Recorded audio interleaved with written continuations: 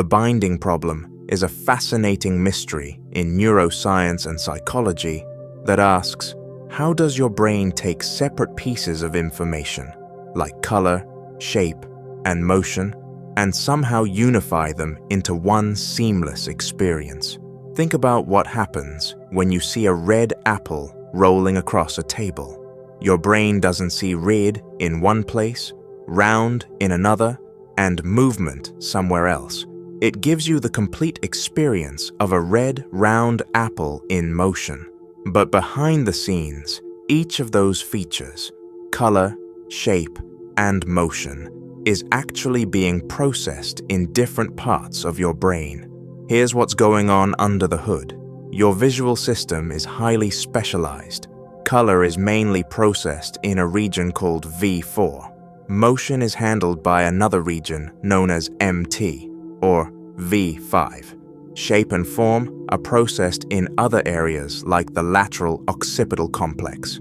These brain areas don't just do their own jobs, they do them independently.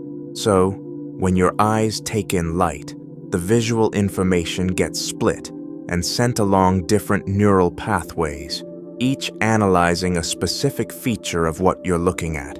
There isn't a master control center that receives all this information and says, okay, red plus round plus rolling equals apple. That's what makes the binding problem so tricky. How does your brain take all these separate data streams and combine them into one single coherent perception? Several theories have been proposed. One of the most well-known is Anne Treisman's feature integration theory.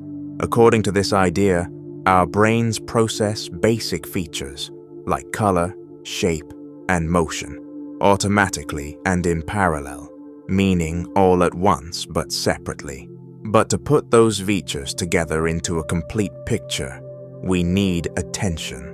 When we focus our attention on an object, the brain binds the features that occupy the same space into a unified perception. This theory is backed by experiments showing that when people are distracted or overloaded, they can make errors called illusory conjunctions. For example, if you're shown a red square and a green triangle very briefly, you might report seeing a green square. Your brain got the features right, but it miscombined them, which suggests that attention really is important for proper binding. Another theory involves temporal synchronization.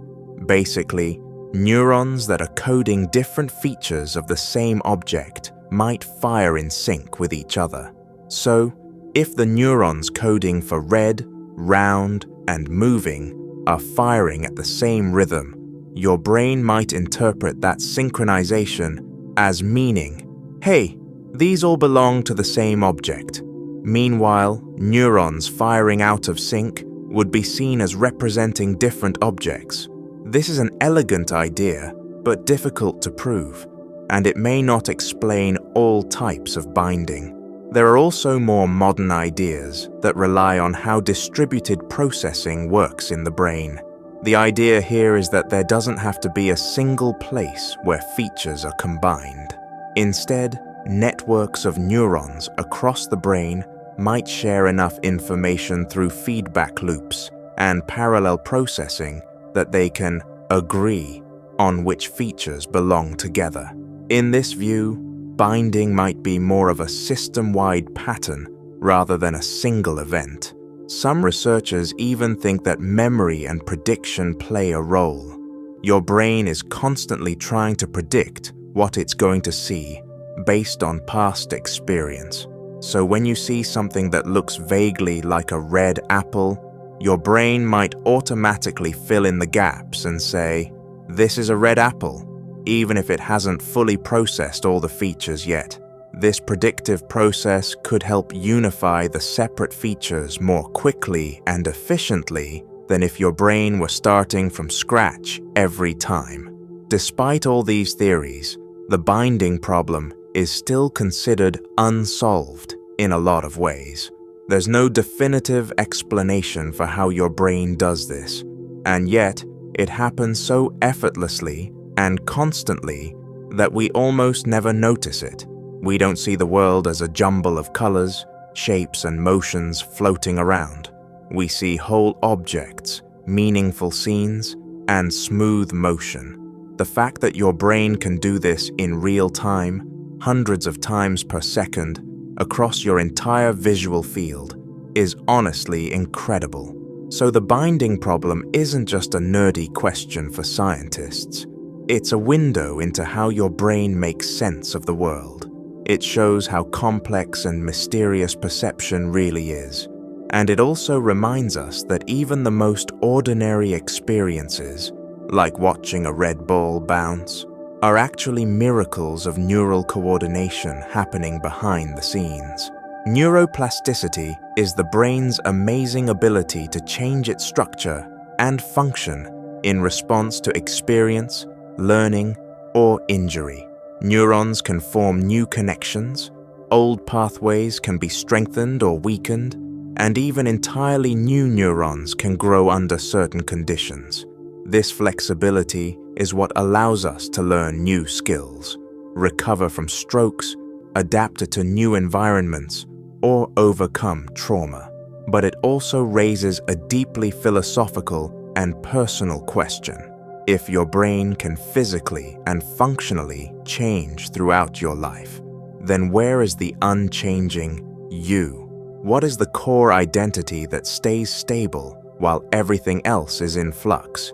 Traditionally, we like to think of ourselves as having a solid, consistent identity, some kind of self that remains the same from childhood to adulthood, through joy and heartbreak, through changes in beliefs, values, and habits.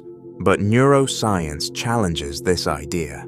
Every time you have a new experience, your brain subtly rewires itself. Memory, for example, isn't like a file you just open and close. It's reconstructed each time you access it, meaning it can be altered by context, mood, or new information. Your preferences can change, your personality traits can shift, your reactions, fears, and desires can evolve. So if all of that is fluid, is there anything truly permanent about who you are? One way to think about it is that identity isn't a fixed object, but more like a process, something dynamic that unfolds over time. It's like a river, always moving, always changing, but with a kind of continuity to it. The you of today is shaped by the you of yesterday, but not identical to it. Neuroplasticity doesn't erase identity. It allows it to grow. Your sense of self might be more like an ongoing story you're telling, rather than a solid statue that never shifts. And just like a story, it can have plot twists, new chapters, even rewrites. But it's still your story. Some people point to memory as the anchor of identity. After all, if you woke up one day with no memory, would you still be you? Memory connects your past to your present and gives you a sense of continuity. But even memory is fragile and changeable. People with amnesia, for instance, might lose large parts of their autobiographical memory and yet still have a sense of self. That suggests identity might also be rooted in personality, emotional patterns, or even a sense of agency, the feeling that you are the one experiencing and choosing. Others look at consciousness itself, the raw experience of being. No matter what changes in your brain, what beliefs shift, what habits form, what trauma you heal from, there's still someone there, experiencing it all. Maybe that ongoing experience of awareness is the true you, even if its contents are always changing. This view shows up in both neuroscience and philosophy, and even in spiritual traditions that talk about the witness self, the part of you that simply observes without judgment. At the same time, there are cases that challenge any notion of a stable identity. People who suffer brain injuries, for example, can sometimes experience dramatic shifts in personality. A kind, patient person might become impulsive and aggressive, or someone might lose the ability to feel certain emotions, or become obsessed with specific ideas.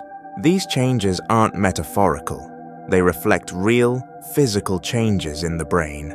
So then we have to ask, if your identity can be so altered by changes in your brain, how much of it was ever truly fixed to begin with? This tension between change and continuity is at the heart of the neuroplasticity versus identity debate. The brain is not static, and neither are we. But that doesn't mean there's no self at all. It might mean the self is more like a pattern than a fixed point, a pattern of behaviors, thoughts, values, and experiences that builds over time and can shift in response to life. That pattern is shaped by everything from your genes to your environment to your choices. It can be resilient, but also flexible. And maybe that's a more empowering view of identity. Not as something you have to discover and protect at all costs, but something you can create, evolve, and redefine. In the end, neuroplasticity doesn't erase identity. It gives it room to breathe. It means you're not trapped by your past or your biology. You're capable of change, not just in your skills or habits, but in how you see yourself. The you that exists now isn't the same as the one from 5 years ago, and that's not a threat to your identity. It's the essence of it. The default mode network, or DMN, is one of the most intriguing discoveries in neuroscience in the last few decades. It flips our common assumptions about the brain on their head. Most people think the brain is most active when we're focusing, solving problems, or engaging in tasks. But brain scans show that a specific network of regions lights up most when we're not doing anything in particular, when we're resting, daydreaming, or just letting our minds wander. That network is the DMN, and it raises a big question. If the brain is so active when we're doing nothing, what is it actually doing? And what does that say about what thinking really is? The default mode. Network includes areas like the medial prefrontal cortex, the posterior cingulate cortex, and parts of the parietal lobe and hippocampus. These are deeply connected to self-reflection, memory, imagination, and our sense of identity.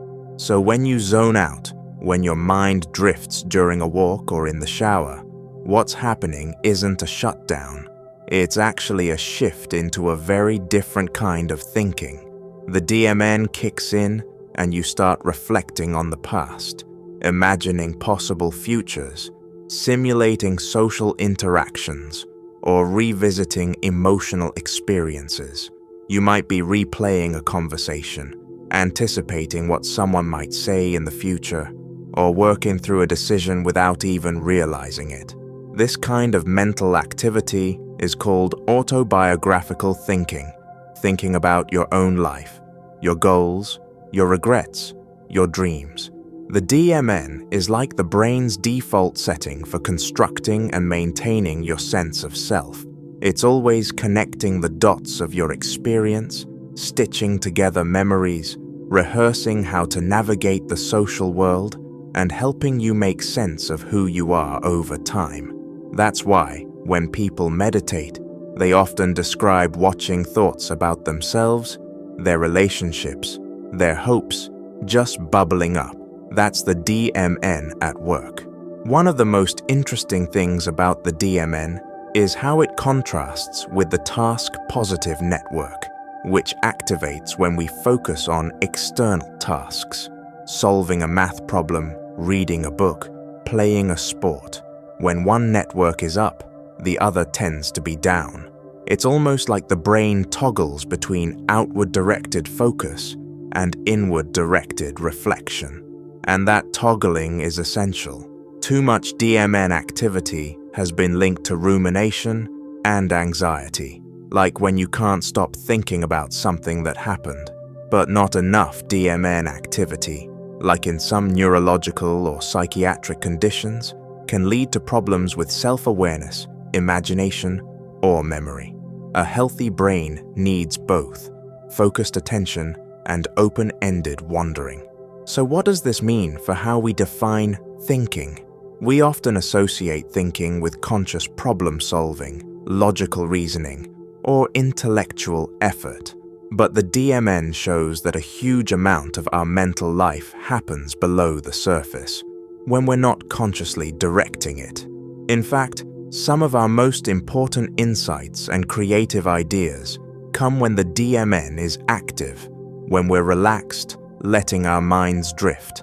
That aha moment in the shower or on a walk, that's your brain making unexpected connections in the background. Some scientists even suggest that the DMN is crucial for consciousness itself because it maintains a sense of continuity, the feeling that you're the same person across time. Others point out that when the DMN is disrupted, like in deep sleep or under anesthesia, our sense of self fades. In that way, the DMN might be the core of what it means to have a mind at all. But here's the twist. While the DMN seems to be deeply tied to the self, it's also flexible. Meditation, psychedelics, or certain kinds of therapy can reduce DMN activity and lead to experiences where the sense of self fades or dissolves, sometimes described as ego death or a sense of being interconnected with everything. These moments challenge the idea that the self is fixed and show how fluid consciousness can be. So, when we say the brain is doing nothing, what we really mean is that it's entering a mode of inner work, revisiting the past, imagining the future, shaping our identity, preparing us for social life, and helping us integrate all the experiences that make us who we are. Thinking, then, isn't just what happens when you're trying hard. It's also what happens when you stop trying, when you let go and let your mind roam. And maybe that's when some of the most important thinking happens. Dream time distortion is one of the strangest and most intriguing parts of human experience. You can fall asleep, have a dream that seems to last hours, days, even years, and then wake up to find that only a few minutes have passed. It messes with our basic sense of time and raises a deeper question. If time can feel so different in a dream, what is time actually made of in the mind? In our waking lives, we usually treat time as something fixed, measured by clocks, by calendars, by the rotation of the earth. But psychological time, the time we feel, isn't measured by seconds. It's built out of moments, events, memories, and attention. And in dreams, where we're cut off from the external world, the mind takes that flexibility and runs wild with it. Dreams don't work like waking life. They aren't linear, logical, or always tied to real-time experience. They're constructed on the fly by the brain, often in fragments, jumping between scenes, skipping over parts, and filling in backstory as needed. You might find yourself in a city and somehow just know you've lived there for years, even though there was no dream sequence showing that. Your brain plants a memory that creates the feeling of a long stretch of time, even if it's only existed for a few dream seconds. So in a sense, dream time is made not of duration, but of narrative. Time in dreams is built from the sense of experience, not the passage of measurable seconds. Neuroscientifically, this has a lot to do with how the brain works in different states of consciousness. During REM sleep, the stage when most vivid dreaming happens, certain parts of the brain are highly active, like the visual cortex and the limbic system, which handle images and emotions. But the prefrontal cortex, which deals with logic, self-awareness, and real-time monitoring, becomes less active. That's part of why dreams can be so bizarre, and why your internal clock goes kind of haywire. Without the brain's executive function, keeping track of real-world time, your experience of time becomes fluid, non-linear, and completely subjective. Interestingly, Experiments with lucid dreamers, people who are aware they're dreaming and can sometimes control their dreams, have shown that some mental tasks, like counting or moving their eyes, often take about the same amount of time in a dream as they do when awake. So there's a weird paradox here. While your dream feels like it lasts hours, the actions inside it can still line up with real time to some extent. That suggests two different clocks might be ticking, one based on brain activity and physiology, and another based on imagination, story, and emotional intensity. So what is time made of in the mind? It seems to be made out of change, out of events happening, scenes shifting, emotions rising and falling, decisions being made. The more of these changes your brain packs into a dream, the longer the dream feels. That's also why time seems to slow down in moments of crisis in waking life. When something intense happens, like a car accident or a near miss, your brain takes in more detail, focuses sharply, and processes more information in a short span. It's not that time is literally slowing down. It's that you're experiencing more change, more data, in a compressed window. In dreams, the same principle applies. Your brain creates rich, detailed experiences and fills in time not by counting seconds, but by simulating complexity. A single REM cycle might last 10 or 20 minutes, but inside it, your brain can create the illusion of hours by simply packing in enough story, sensation, and emotional meaning. The brain doesn't need to simulate every second. It just needs to give you the feeling that time has passed. This dream distortion also hints at something profound about consciousness itself. If your sense of time can stretch, contract, even disappear entirely depending on your mental state, then time isn't just something out there. It's something generated within you. It's a construct of awareness. In that way, time is as much a product of the mind as sight or sound. And dreaming is where we see that most clearly, because it's where the brain isn't anchored by the external world. It's building time from scratch, so when you live through what feels like a lifetime in a 5-minute dream, you're getting a glimpse into how subjective and creative time really is. It's not about clocks, it's about change, attention, memory, and emotion. And in that sense, time is not just what the mind measures, it's what the mind makes. Locked-in syndrome is one of the most chilling and profound conditions known to neuroscience. Imagine this: your brain is completely intact. You're awake, aware, thinking, feeling, but your entire body is paralyzed. You can't move your arms, your legs, your face. You can't speak. In many cases, you can't even blink. To the outside world, it looks like you're gone. Vegetative, unconscious, not there. But you are there. You're just locked inside. It's a deeply unsettling question. If you were in that state, would anyone know? Locked-in syndrome usually results from a stroke or injury that damages a small part of the brainstem, called the pons. This region is like a superhighway between your brain and your muscles. It's responsible for sending the commands that allow you to move and speak. When it's damaged, the body is silenced, but the higher brain, the cortex, where your thoughts, memories, personality, and sense of self live, is untouched. That means your consciousness survives, even though you've lost almost all means of expressing it. For some people with this condition, the only muscle they can control is the one that moves the eyes, sometimes just vertical eye movements or blinking. That tiny, fragile line of movement can be life-changing. It's the difference between being thought of as a body in a coma and being recognized as a living, conscious human being. Some families and doctors notice this eye movement and use it as a communication tool. Slow, painstaking systems where the person spells out words, letter by letter, with blinks. People have written full books this way, shared their thoughts, cracked jokes, expressed love. Through the tiniest crack in the prison, the person inside reaches out. But there are others, perhaps many, who don't have even that, and that's where it gets truly eerie.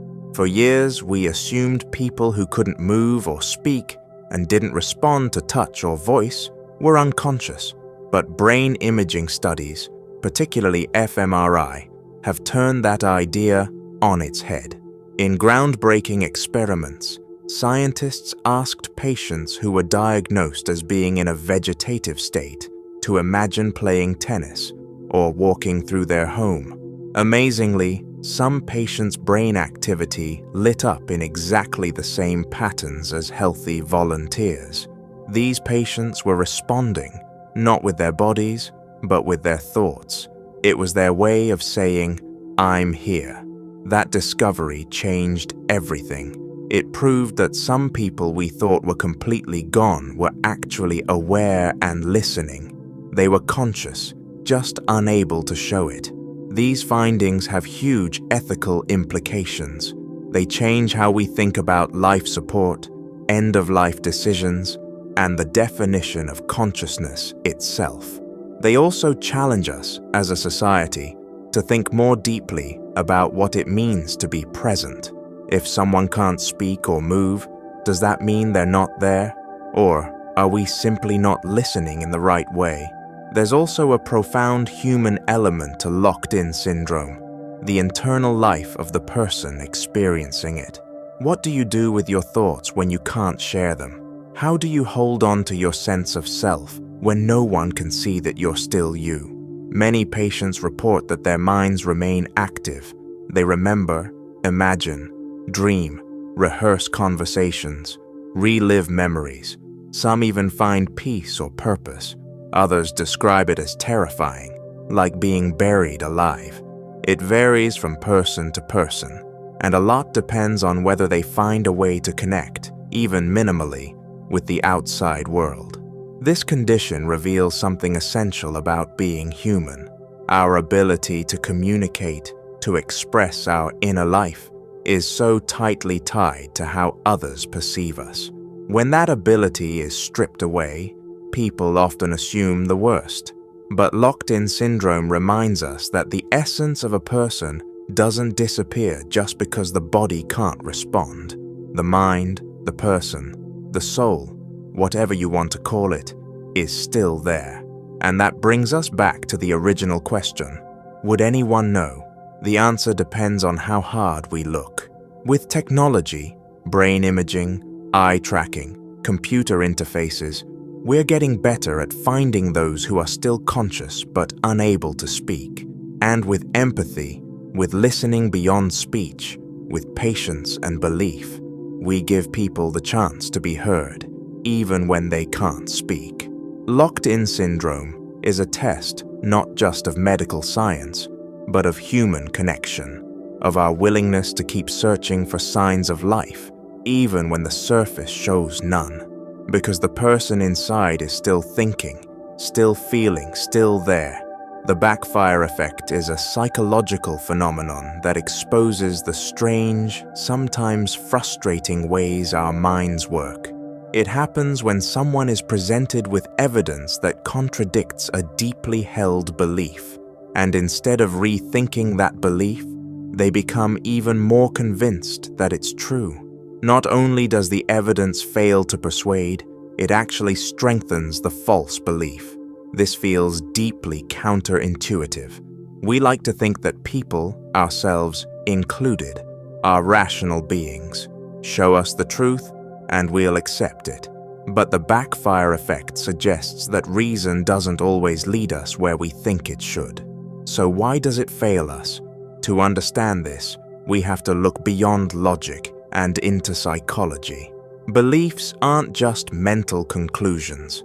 They're tied to our identity, our emotions, and our sense of security in the world. When someone challenges a belief that's central to how we see ourselves or our group, political views, religious faith, cultural values, It doesn't feel like an intellectual disagreement. It feels like a threat. The brain reacts accordingly. Instead of calmly considering the evidence, it goes into defense mode. Studies using brain scans have shown that when people are presented with information that threatens their core beliefs, the areas of the brain that light up are not the ones associated with reason and analysis. Instead, it's the emotional centers, those involved in fear, conflict, and self-preservation. This emotional defense leads to motivated reasoning, a process where we don't examine information objectively. Instead, we look for ways to support what we already believe and dismiss what we don't. If a piece of evidence supports our view, we accept it easily. If it contradicts our view, we question its source, its method, its motive. This isn't just something that happens to other people. It's something everyone does. We're all biased, often without realizing it. And when our beliefs are closely tied to our identity, that bias gets even stronger. Social dynamics also play a huge role. Beliefs aren't just about truth, they're about belonging. They connect us to communities and define the lines between us and them. Changing a belief, especially a public one, can feel like a betrayal of your group. It might mean distancing yourself from friends, family, or a political community.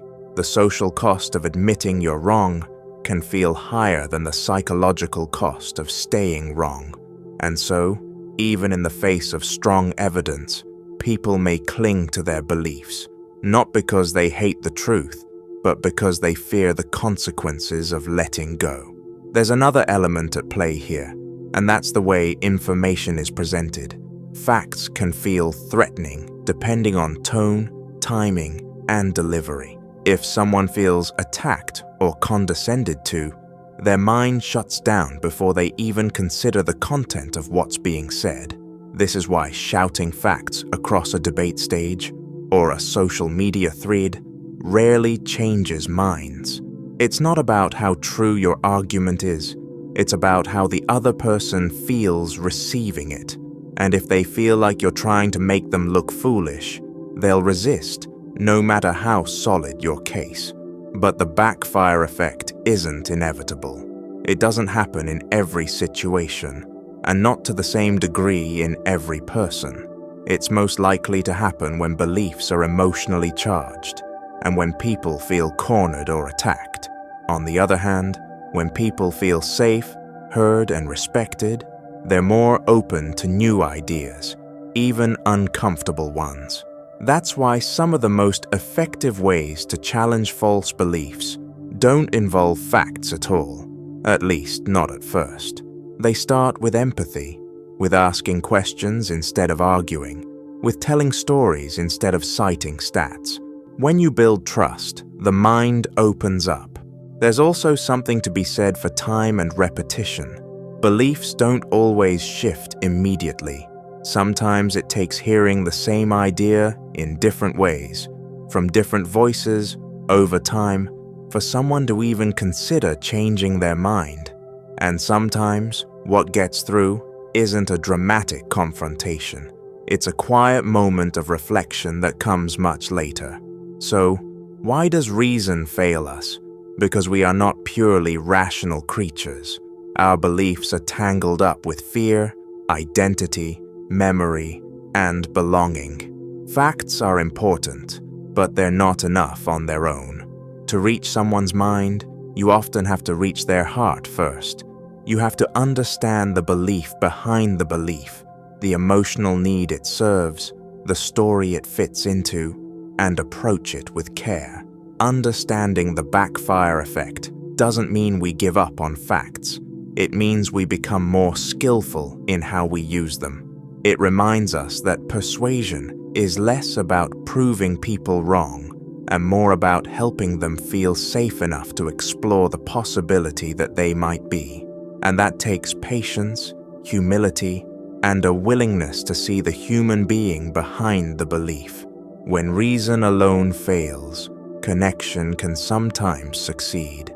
The anchoring heuristic is a subtle but powerful mental shortcut that shapes the way we make decisions, often without us realizing it.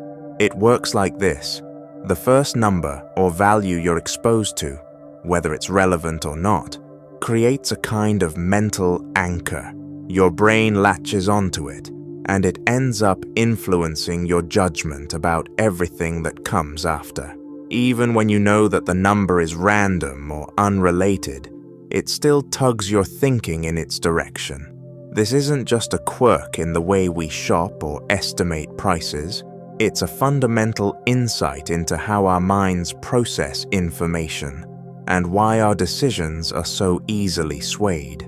A classic example comes from a study where participants spun a wheel of fortune that landed on a random number between 0 and 100. After spinning the wheel, they were asked to guess the percentage of African countries in the United Nations. Even though the number on the wheel had absolutely nothing to do with the UN, people who spun higher numbers guessed higher percentages, and those who spun lower numbers guessed lower.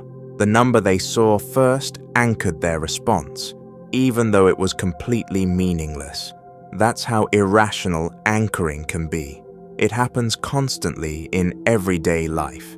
You walk into a store and see a shirt marked originally $120, now $40. You're much more likely to see that $40 price as a great deal because your brain is anchored to the $120 figure, even if that original price was inflated. This tactic is used in marketing, sales, and negotiations all the time. The first offer sets the tone, and everything else gets judged in comparison to it. Even if you're aware of the trick, it's surprisingly difficult to shake off the effect. That first number becomes a kind of psychological reference point, and your brain adjusts from there, but it often doesn't adjust enough. That's called insufficient adjustment, and it's why anchoring is so persistent. What's especially fascinating is that anchoring doesn't just work with prices or statistics. It also affects how we judge time, distance, risk, even people. If someone tells you a job candidate is average, and then you review their resume, you'll likely judge it more harshly than if you had been told they were excellent beforehand. That first impression, whether it's a word, a number, or a tone, sets a frame, and your brain fills in the rest in a way that aligns with it. This happens in courtrooms, business meetings, classrooms, you name it. First impressions shape the context, and the context shapes our conclusions. What makes the anchoring heuristic so tricky is that it often operates below the level of awareness. We don't feel like we're being influenced. We believe our judgments are objective, reasoned, grounded in facts. But anchoring reveals how easily those judgments can be bent by irrelevant information. The scary part is how little it takes. In one study, participants were asked to write down the last 2 digits of their social security number. Then they were asked how much they'd be willing to pay for items like wine or computer gear. People with higher numbers offered to pay significantly more. Again, even though their social security number had nothing to do with the products. That's how powerful the anchor can be. So why does our brain work this way? One theory is that anchoring is a kind of cognitive shortcut. The brain, when faced with uncertainty or a lack of information, latches onto whatever's available, especially something numerical, and adjusts from there. It's a fast and efficient way to make decisions when time or data is limited. But it's not always accurate. Our brains are amazing at pattern recognition, but they're also prone to bias when trying to fill in the gaps. Anchoring is one of the trade-offs, speed and simplicity at the cost of precision. Can we avoid the anchoring effect? It's difficult, but awareness helps. Knowing that your judgment might be biased by the first number you see can help you pause, step back, and ask yourself whether that number should actually influence your thinking. In negotiations, going first can give you an edge by setting the anchor, but if you're on the receiving end, it's helpful to actively consider alternative reference points. And in everyday life, it helps to slow down when making decisions, especially big ones. Ask yourself, am I reacting to the thing in front of me or to what came before it? The anchoring heuristic reminds us that our decisions aren't always as objective as we like to believe. A random number, a price tag, a simple phrase can quietly shape the way we evaluate almost anything. It's a window into the hidden machinery of the mind, how our brains construct reality, not just from what's true, but from what's first. And it's a reminder to question not just our choices, but the context in which we make them. Because sometimes, the biggest influence on our judgment is the thing we didn't even notice. The planning fallacy is a deeply human quirk. Even when we know we've underestimated how long similar tasks took in the past, we somehow still believe this time will be different. We tell ourselves, I've learned from last time, or this one is simpler, or I'll stay focused. And yet, more often than not, the project drags on, delays pop up, distractions appear, and what seemed like a weekend task turns into a 2-week saga. What's fascinating, and a little maddening, is that we rarely learn. We keep repeating the mistake, believing our new estimate is realistic. This isn't just poor time management. It's a psychological illusion baked into how our minds work, called the planning fallacy. First described by psychologists Daniel Kahneman and Amos Tversky in 1979, the planning fallacy refers to our consistent tendency to underestimate the time, cost, or effort needed to complete future tasks, even when we know similar tasks have taken longer in the past. This happens to students estimating how long a paper will take, executives forecasting product launches, people renovating kitchens, or even just writing a long email. We fall for it over and over, and it's not because we're lazy or naive, it's because our brains are wired to focus too much on best-case scenarios and not enough on reality. One key reason for the planning fallacy is optimism bias. We tend to imagine everything going smoothly. We picture ourselves working at peak efficiency, no interruptions, no fatigue, no missing documents, no scope creep. We forget that future us isn't a superhuman version of present us. Future us still procrastinates, still gets hungry, still gets sidetracked by texts, meetings, or just life happening. But in the moment of planning, we don't fully factor in all that messy unpredictability. We imagine a clean timeline, a focused mindset, and perfect follow-through. And the more we care about the project, the more excited we are, the stronger this bias gets. Another factor is that we often plan in isolation. We think about the task itself, say, writing a report, without taking into account the other things happening in our lives at the same time. Planning happens in a vacuum. We don't think about the errands, the unexpected obligations, the forgotten meetings that eat away at our available hours. Our estimate is based on how long the task could take, not how long it realistically will. We also tend to focus on the unique aspects of the current task, thinking, this one's different, rather than relying on data from past experiences.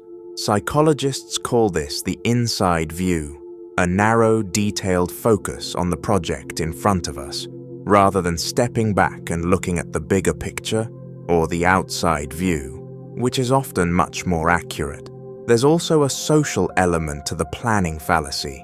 In many settings, workplaces, schools, group projects, there's pressure to appear confident and efficient.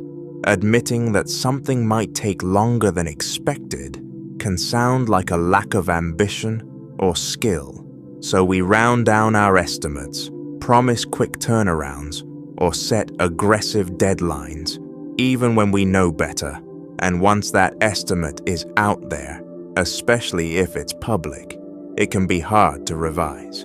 Deadlines become commitments, and people end up scrambling to meet them, sacrificing quality, sleep, or sanity. So how do we fight the planning fallacy? One of the best strategies is to deliberately adopt the outside view. Instead of asking, "How long do I think this project will take?" ask, "How long has it taken me or others to do similar things in the past?" This approach grounds your estimate in real data, not just intuition. Another strategy is to break the project down into smaller parts and estimate time for each one, including transitions between tasks. This forces you to think more concretely about what's involved, rather than waving a hand at the whole thing with an 2 days max. You can also build in a time buffer, not just for emergencies, but for the everyday delays that always pop up. If your best case estimate is 5 hours, assume it will take at least 7, and perhaps most importantly, accept that time estimation is hard for everyone. Even experts, even professionals who do the same kind of task over and over, still fall for it. That awareness can be empowering. If you know your brain is likely to underestimate, you can plan around that tendency rather than trying to overcome it by sheer willpower. You don't have to become a perfect time predictor. You just have to stop trusting your first impulse. The planning fallacy isn't a sign of failure. It's a reminder that we see the future through a hopeful, sometimes distorted lens. But by zooming out, checking our track record, and leaving room for life to be as messy as it usually is, we can build better plans, and maybe, just maybe, finish on time, or at least closer than we usually do. The observable universe is temporary, a fleeting glimpse into a cosmos that is constantly changing, expanding, and evolving beyond what we can currently perceive. When we look up at the night sky, we're not seeing the universe as it is now, but as it was, sometimes millions or even billions of years ago. Light takes time to travel, and everything we observe is essentially history on display.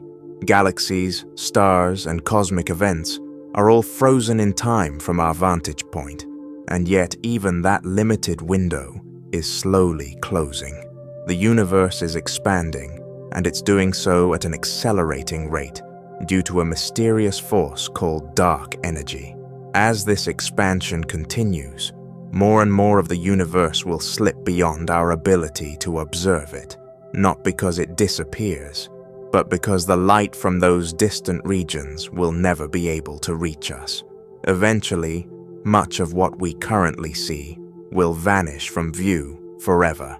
This idea alone is enough to challenge our everyday sense of permanence.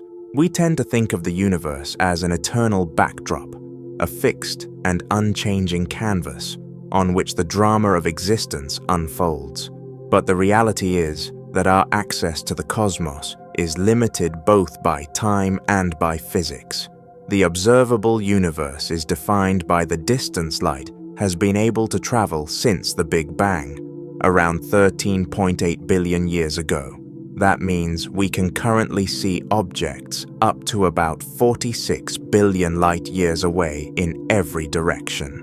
But just because we can see them now doesn't mean we always will. The accelerating expansion means those distant galaxies are moving away from us faster and faster, eventually reaching velocities that exceed the speed of light relative to our position. When that happens, the light they emit will never reach us again. They will simply fade from view, not into darkness, but into inaccessibility. In the far future, observers in our region of space, assuming any remain, will see a very different universe than we do today. The sky will grow emptier, The cosmic microwave background will stretch and weaken, and the evidence of the Big Bang itself may become undetectable. The universe won't just be more empty, it will be more mysterious. Future civilizations may not be able to piece together the story of the cosmos the way we can now. We live in a privileged window of time, a narrow band in cosmic history, when the evidence of the universe's origins is still visible. In a sense, we are at the cosmic equivalent of sunrise, when the light is just bright enough to see the landscape around us, but not so bright that it blinds us to the stars. That won't last forever. Even closer to home, our own galaxy is on a journey through a changing universe. The Milky Way is destined to collide with the Andromeda Galaxy in about 4 billion years, creating a new, merged structure sometimes called Milkometer. This event will reshape our local cosmic environment, but it will happen in a universe where the larger structure is fading away. By then, many of the galaxies we can now observe will already be beyond reach. Cosmic expansion acts like a rising tide, carrying the rest of the universe away from us, while we remain on a shrinking island of visibility. And yet, that island was once even smaller. Early in the universe's history, when it was denser and hotter, the observable universe was much more compact. Over time, space itself stretched and expanded, revealing more and more of the cosmos. But now the process is reversing in a sense, not because the universe is shrinking, but because it's expanding so quickly that it outruns our ability to observe it. The observable universe is also limited in time, not just by what we can see now, but by what will eventually happen to us and to everything we know. Stars have finite lifespans. Galaxies will continue to evolve, and black holes will grow and then slowly evaporate over unimaginable stretches of time. The so-called heat death of the universe, or the time when all usable energy is evenly spread and no work can be done, is the far-off endpoint of this trajectory. In that distant era, the cosmos will be cold, dark, and silent. There will be no observers left to witness anything at all. In that sense, the entire span of observable reality is a brief flash compared to the infinite expanse of time ahead. And yet, within this temporary moment, we have managed to discover astonishing things.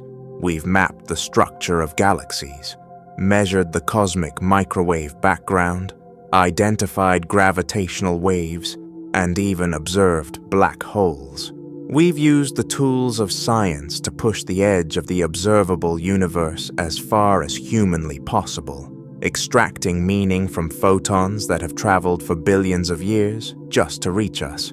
That we can do this at all is extraordinary. That it won't always be possible adds urgency and wonder to the present moment. The observable universe is not a static reality, it's a vanishing act in slow motion. Every moment we wait, more of it slips away, not into non-existence, but into unreachability. That knowledge changes how we might think about our place in the cosmos. It makes our ability to witness and understand the universe a fleeting gift, a window of awareness that may never open again in the same way. It reminds us that even the vastness of space is not immune to change, and that in the grandest possible context, everything is temporary. Vacuum decay is one of those mind-bending ideas in physics that sounds like science fiction, but is actually a legitimate, if unsettling, possibility. It's the theory that the universe, as we know it, might not be in the most stable configuration of energy. Instead, it could be in what's called a false vacuum, a kind of temporary energy state that appears stable but isn't the true lowest possible state. And if that's the case, then it's possible that, at any moment, the universe could spontaneously collapse into a lower energy true vacuum. This would be catastrophic, not just a cosmic reset, but the total annihilation of everything we know, from atoms to galaxies, rewritten or erased completely by a bubble of destruction spreading at the speed of light, and we wouldn't even see it coming. To understand how this works, you need to know a bit about how quantum fields behave. In modern physics, the vacuum of space isn't just nothing. It's a kind of fabric made of energy fields. These fields can settle into different energy states, like a ball sitting in a valley. If the ball is resting in a shallow dip that isn't the lowest valley available, that's a false vacuum. The ball feels stable there. It doesn't roll away, but a sudden jolt or quantum fluctuation could kick it into a deeper valley. That would be the transition from a false vacuum to a true vacuum. If our universe is sitting in that false vacuum state, then the laws of physics as we know them, the values of fundamental constants, the structure of matter, the behavior of forces, are all built on top of that energy configuration. But if the vacuum suddenly shifted to a lower energy state, all of that could change. The Higgs field, which gives particles mass, might take on a new value. The electromagnetic force could be altered. Chemistry might stop working. Atoms could fall apart.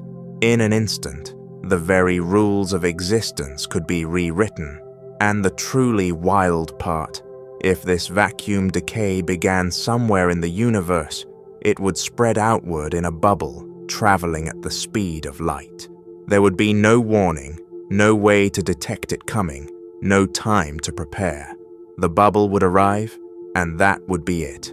The reason we wouldn't see it coming is because nothing can travel faster than light, not even a warning signal.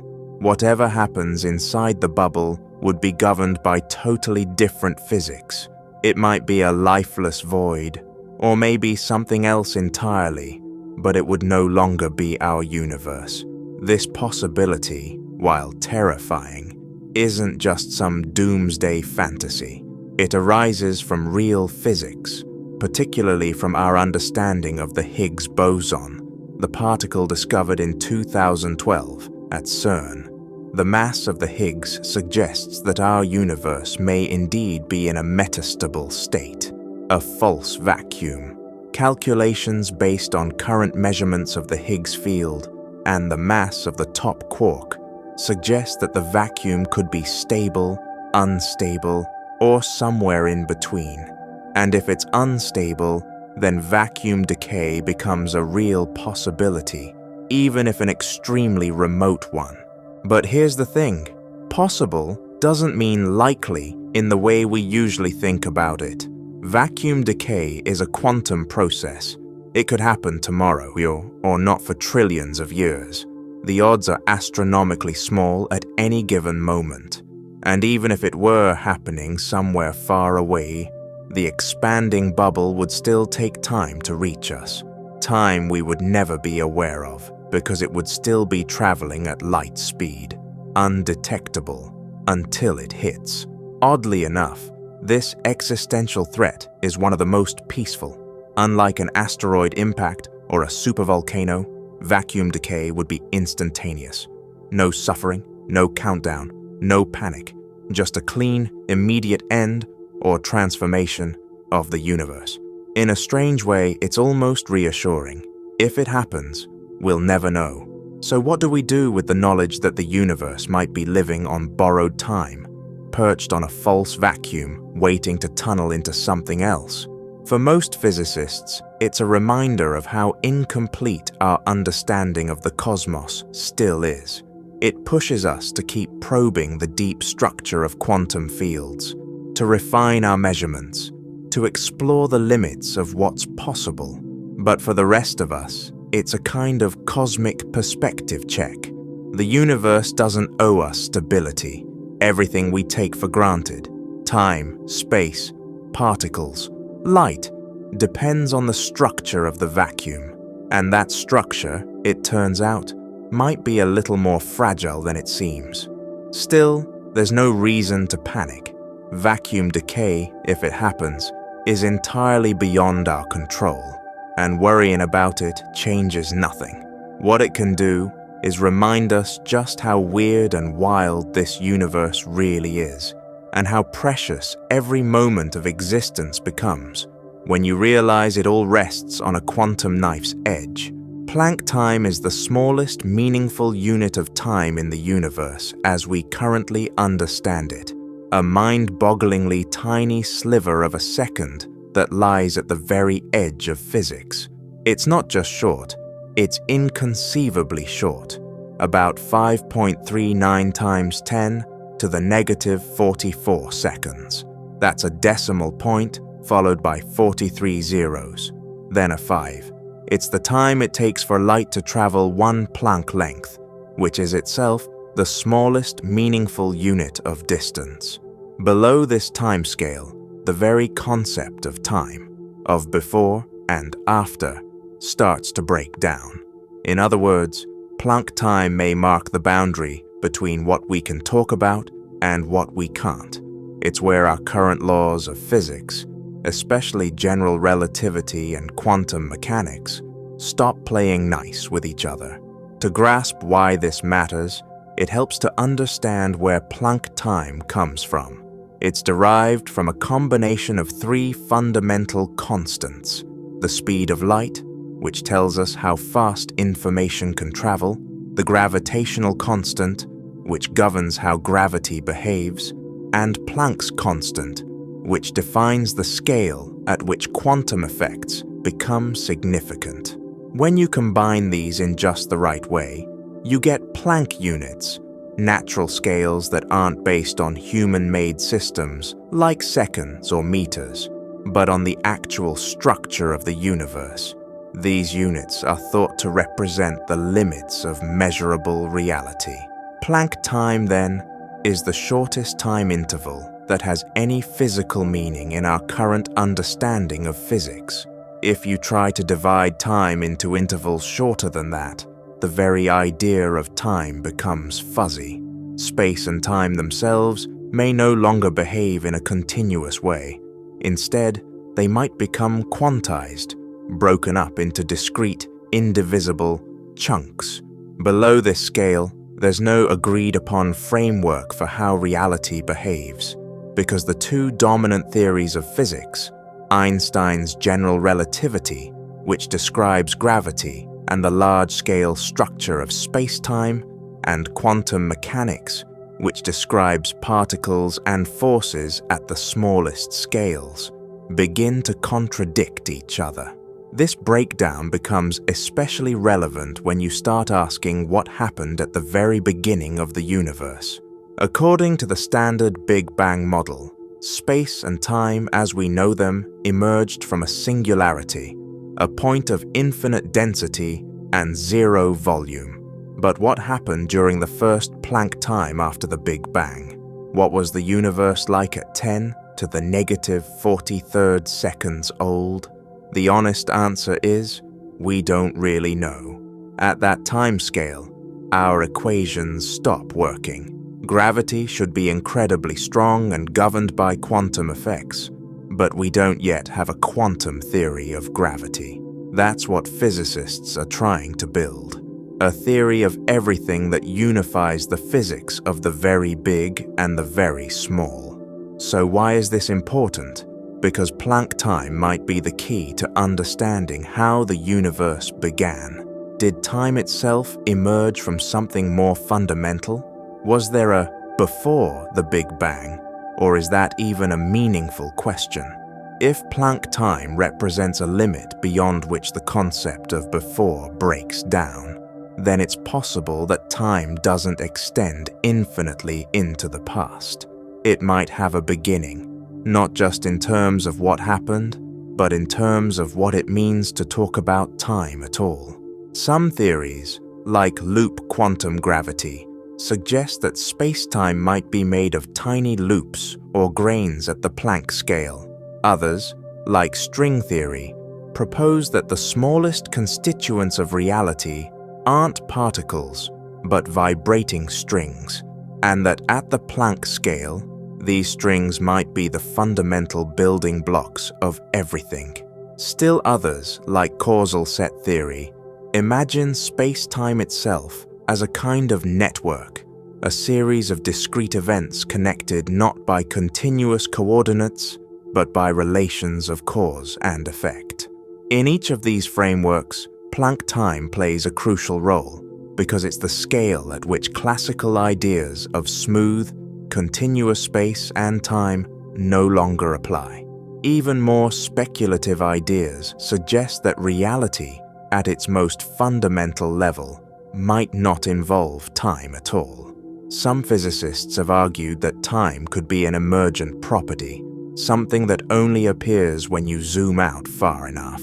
At the Planck scale, what we perceive as time might not exist in any recognizable way. It could be a byproduct of entropy, quantum entanglement, or the way we process information as observers. In that view, the universe at the smallest scales isn't evolving through time. It's just a raw, timeless structure, and our experience of flowing time is more like a story our brains create to make sense of it. In everyday life, we never think about Planck time. We live on scales of seconds, minutes, years, but when we dig into the foundations of the cosmos, when we try to understand what reality is made of and where it all began, Planck time sits at the boundary, the edge of the knowable. It's the ultimate "you are here" marker in the map of physics. We can see where our theories break down. We just don't yet know what lies beyond. And until we do, Planck time remains both a limit and a doorway to a deeper understanding of time, space, and the universe itself. The delusion of continuity is the idea that we experience ourselves as a single, unified, unchanging self over time. But that sense of identity might be more illusion than fact. You think of yourself as the same person you were 5 years ago, maybe even 10 or 20. But if you really examine it, your thoughts, your habits, your memories, your values, you'll realize how much has shifted. Biologically, most of the cells in your body have been replaced. Your personality may have softened or hardened. Your dreams have evolved. You've forgotten things you once thought you'd never forget. You've survived losses, embraced new beliefs, let go of others. So if so much has changed, who is this you that supposedly persists through it all? We like to believe in a continuous self because it gives us a sense of coherence. It helps us navigate the world, plan our future, own our past. It's the thread we use to tie together everything we experience. But that thread might not be a single strand. It might be more like a story we're constantly rewriting. We don't remember our lives like a camera records video. Memory is reconstructive. Every time we recall an event, we reshape it. Our minds fill in gaps, shift details, and sometimes even invent things without our awareness. We think we're looking back at something stable, but we're really looking at a version that's been filtered through the present. Even our desires and personalities are more fluid than we like to admit. Who you were at 15 is likely not who you were at 25, and certainly not at 45. You might have radically different political views, fears, tastes in music, even core values. That change doesn't mean you've betrayed your past self. It just means that you, like everything else in the universe, are evolving. And yet, through all this change, you feel like the same person. You wake up each day with a sense of I-ness, a continuity of awareness. So where does that feeling come from, if everything else is shifting underneath?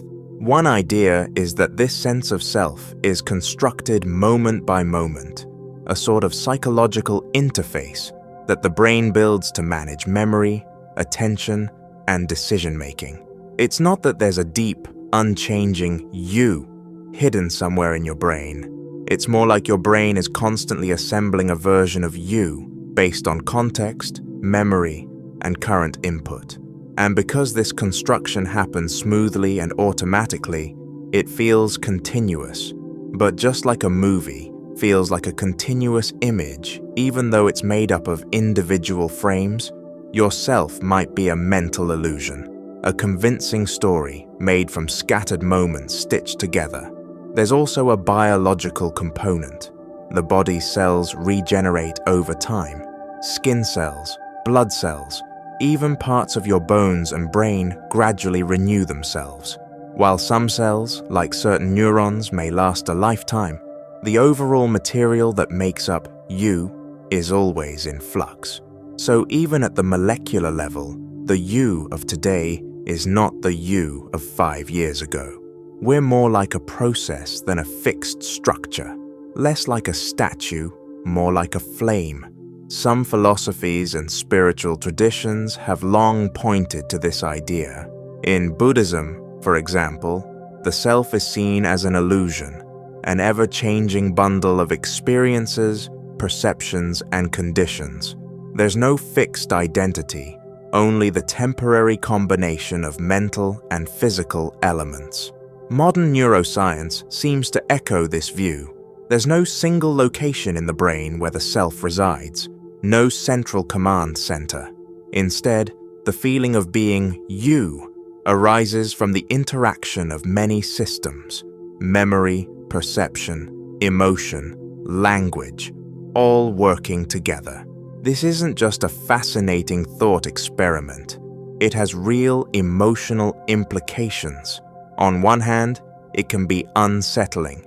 If there's no constant self, what does that mean for personal responsibility, for loyalty, for promises made long ago by a different version of you? But on the other hand, it can be incredibly liberating. If you're not bound by a fixed identity, then you're free to grow.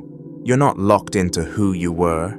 You can reinvent yourself, change your mind, start over. Your story isn't set. It's still being written. So who are you, really? Maybe you're not a single, unchanging self, but a collection of selves strung together by memory and narrative. Maybe identity isn't something you have, but something you do. A verb, not a noun. A process of becoming, shaped by the past, but never entirely defined by it. And maybe the delusion of continuity isn't a flaw, but a beautiful adaptation, a way for a constantly changing organism to navigate an unpredictable world with a sense of meaning and direction. In that sense, the you of 5 years ago was real. So is the you now, and so is the you that's still forming day by day. You're not the same, but that doesn't mean you're not you. It just means that you is more fluid, more mysterious, and more alive than any static definition could ever capture. Split identities in hypnosis challenge some of our most basic assumptions about the self. Under hypnosis, some individuals have displayed startling changes, not just in mood or behavior, but in identity. These are not mere role plays or surface-level shifts. We're talking about full alternate selves with different names, voices, handwriting, accents, even memories. One moment, a person is responding as their usual self, and the next, they speak as someone else entirely. They may recall things the main self doesn't know, show talents or fears the dominant personality lacks, and behave as if they are a completely different person. All of this raises a profound question. Where does the you begin or end? Hypnosis is a state of focused attention and increased suggestibility. In that altered state, the normal filters of consciousness are softened. People become more open to imagining, believing, or even becoming whatever the hypnotic suggestion offers. For some, this means accessing deep memories or altering sensations, like experiencing numbness or forgetting a number. But for others, it goes deeper. They can enter a dissociated state where a new identity seems to emerge, fully formed.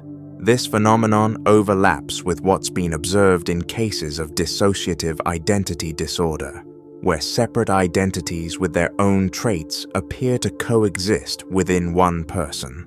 But unlike DID, hypnosis can bring about these identity shifts temporarily and often on command. So are these selves real, or are they elaborate mental performances? The answer is, it's not so simple. The brain has an incredible capacity for compartmentalization. Even outside of hypnosis, we show different versions of ourselves, depending on the situation. How you act at work is not the same as how you act with friends, or alone, or under stress. Our identity is not as solid as it feels. It's more like a flexible framework the brain uses to organize experience.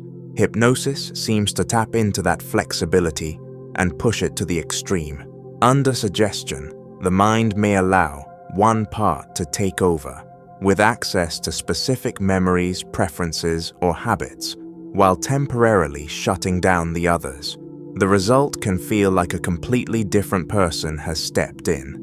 But whether this alternate self is a new identity or a subset of the original one is still up for debate. Memory plays a key role here. In some hypnotic states, people access memories they don't recall in normal consciousness, or they recall memories that feel real but may be fabricated. These hidden memories can shape the identity that emerges.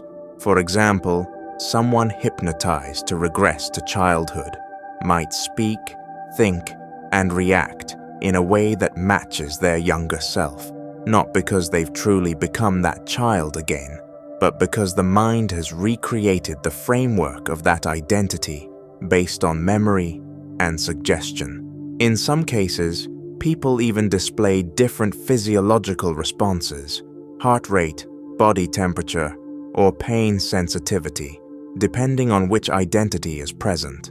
The shift is not just psychological, it can be deeply physical. So where do you end? Is the version of you sitting quietly, focused, and rational the real one? Or is the scared version, the joyful one, the angry one, the performer, the caregiver, the dreamer, all versions that surface at different times, also you? Hypnosis suggests that identity might not be a single continuous line, but a layered, dynamic system. You are not a fixed point. You are a constellation of traits, roles, memories, and tendencies that shift depending on context, state of consciousness, and even suggestion. Under hypnosis, the mind can open doors you didn't know were there, doors that lead to rooms furnished with alternate histories, and voices that somehow all live within the same house. This doesn't mean there's no such thing as a core self. Most of us feel a strong sense of I that anchors us through life, but that anchor might be more like a center of gravity than a locked identity. It keeps us balanced, but it doesn't stop us from leaning in different directions. And sometimes, like under hypnosis, that gravity can shift. What's left behind is the realization that identity isn't singular, it's modular. It's a system of narratives and patterns that can be reshuffled, suppressed, or spotlighted, depending on how the brain is engaged. These split identities aren't necessarily signs of illness or deception. They're a testament to the mind's richness and flexibility. They show us that what we think of as a unified self is really a collaboration, an orchestra of mental processes that usually work in harmony. Hypnosis, in a sense, just lets one instrument take over for a while, and in doing so, it forces us to ask, if multiple selves can take the stage and act convincingly as me, then what exactly is the self? Where do its boundaries lie? And who or what is watching it all unfold? In the end, the hypnotized mind reminds us that identity is not as solid as it seems. The you know may just be the version you've learned to present most often. under the surface, other voices, memories, and versions are waiting, sometimes silent, sometimes active, all part of a shifting, breathing self that defies simple definitions. The borders of you might not be a line at all, but a blur, constantly redrawn by consciousness itself. The idea that the self is a story, a kind of internal narrative your brain constructs, challenges the way we normally think about identity. Most of us grow up believing we have a stable, coherent self, a continuous me that exists through time, making decisions, forming memories, holding values. But when you look closer at memory, at behavior, at how the mind processes experience, you start to see that this continuity might be more of an illusion than a fact. The self, in this view, is not a fixed entity. It's more like an evolving story your brain tells itself to make sense of everything happening inside and outside of you. And that story, while deeply useful, is always a little bit fictional. Let's start with memory, because it plays a central role in the story of self. We like to imagine that memory is a reliable archive, that we can dip into it and pull out objective records of who we've been. But that's not how memory works. It's reconstructive, not reproductive. Every time you recall something, you're not retrieving a perfect recording. You're rebuilding it from fragments. And in doing that, your present self influences how the memory is shaped. You forget details that no longer matter to you, emphasize things that support your current beliefs, and sometimes even create false memories without realizing it. You're editing your past all the time, often to make it fit your present narrative. That editing process isn't a bug, it's a feature. The brain isn't trying to record life, it's trying to understand it. And the way it does that is by organizing experience into a narrative. You take random, chaotic inputs, emotions, thoughts, sensations, external events, and weave them into a story that feels coherent. This is the self as narrator model. You're the main character, the one making sense of a plot, facing obstacles, overcoming failure, learning lessons. And because we're storytelling creatures by nature, we're incredibly good at smoothing out contradictions. Even if we change dramatically over time, our beliefs, our personalities, our goals, we find ways to connect the dots. We say things like, "I've always been this way deep down," or "That was a phase, but this is the real me now." These are narrative strategies that help maintain the illusion of a single, unified self. Philosopher Daniel Dennett has called the self a center of narrative gravity.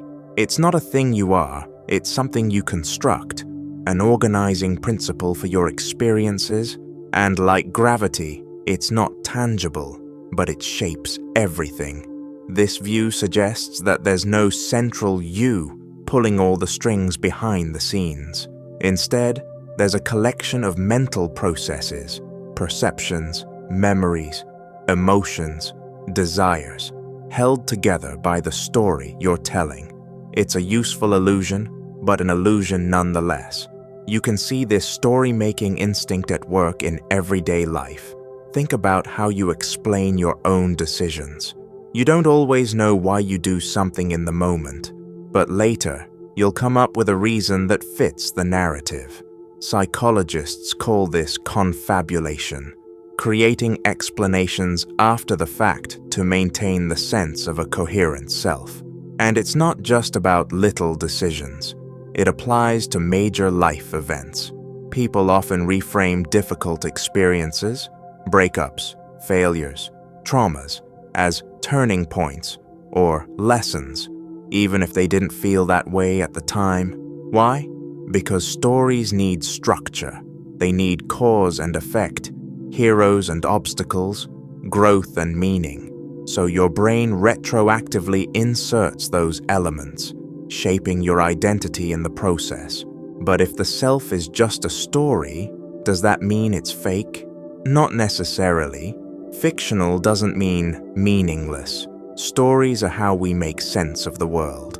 And the story you tell about yourself has real power. It influences how you act, what you believe you're capable of, how you treat other people. If you believe your story is one of resilience, you'll approach challenges differently than if you believe you're destined to fail. The story doesn't just reflect your identity, it creates it. At the same time, this perspective can be liberating. If the self is a story, it means it can be rewritten. You're not locked into one version of who you are. You're not forever defined by your past, your mistakes, or your inherited beliefs. You can revise the plot. You can change the tone. You can introduce new characters or cut old ones. You can decide that the chapter you're in now is just the beginning of something radically different. In fact, people who recover from trauma, addiction, or major life upheavals often talk in exactly these terms.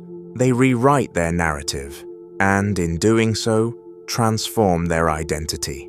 Of course, there are limits. You can't simply will yourself into being anything you want. Your biology, your environment, your history, they all constrain the material you have to work with. But even within those limits, the way you frame your experience matters. It shapes your expectations, your actions, and your perception of meaning. The story you tell isn't the whole truth, but it is the lens through which you see the world and yourself. So, are you really a person, or just a narrative? Maybe the answer is both. You are a living, breathing organism with a brain wired to find meaning. And that brain does what it does best. It turns chaos into story. You are the storyteller and the story, the author and the character. Not because there's a single solid you at the core, but because the narrative helps you survive, connect, and grow. False awakening loops are one of the most disorienting and surreal experiences the mind can produce. You wake up from a dream. Maybe you get out of bed, start your morning routine, even interact with other people, only to realize, suddenly or gradually, that none of it is real. You're still dreaming. Then you wake up again, relieved this time, only to find that you're still inside the dream. This can happen once or twice, or multiple times in a row, forming a kind of psychological spiral where each layer of supposed reality turns out to be an illusion. It's like your mind is creating nested realities, dream inside of dream, with no clear exit. And the question starts to creep in. How deep can this go before your sense of self, or your trust in reality, begins to fracture? False awakenings can feel hyper-real. Unlike typical dreams, which are often chaotic or surreal, these dream layers tend to imitate waking life closely. You may find yourself in your actual bedroom, lying in your real bed, with the correct lighting, sounds, even the clock showing the expected time. This realism is what makes false awakenings so convincing and so unnerving when they start stacking. Each time you think you've finally woken up, there's that lingering doubt. Is this really real? This phenomenon is especially common in people who lucid dream, who are aware that they're dreaming while it's happening. But false awakenings can happen to anyone, especially during periods of stress, sleep disruption, or when waking up from a particularly vivid or emotional dream. One theory is that false awakenings happen during transitions between REM sleep and waking.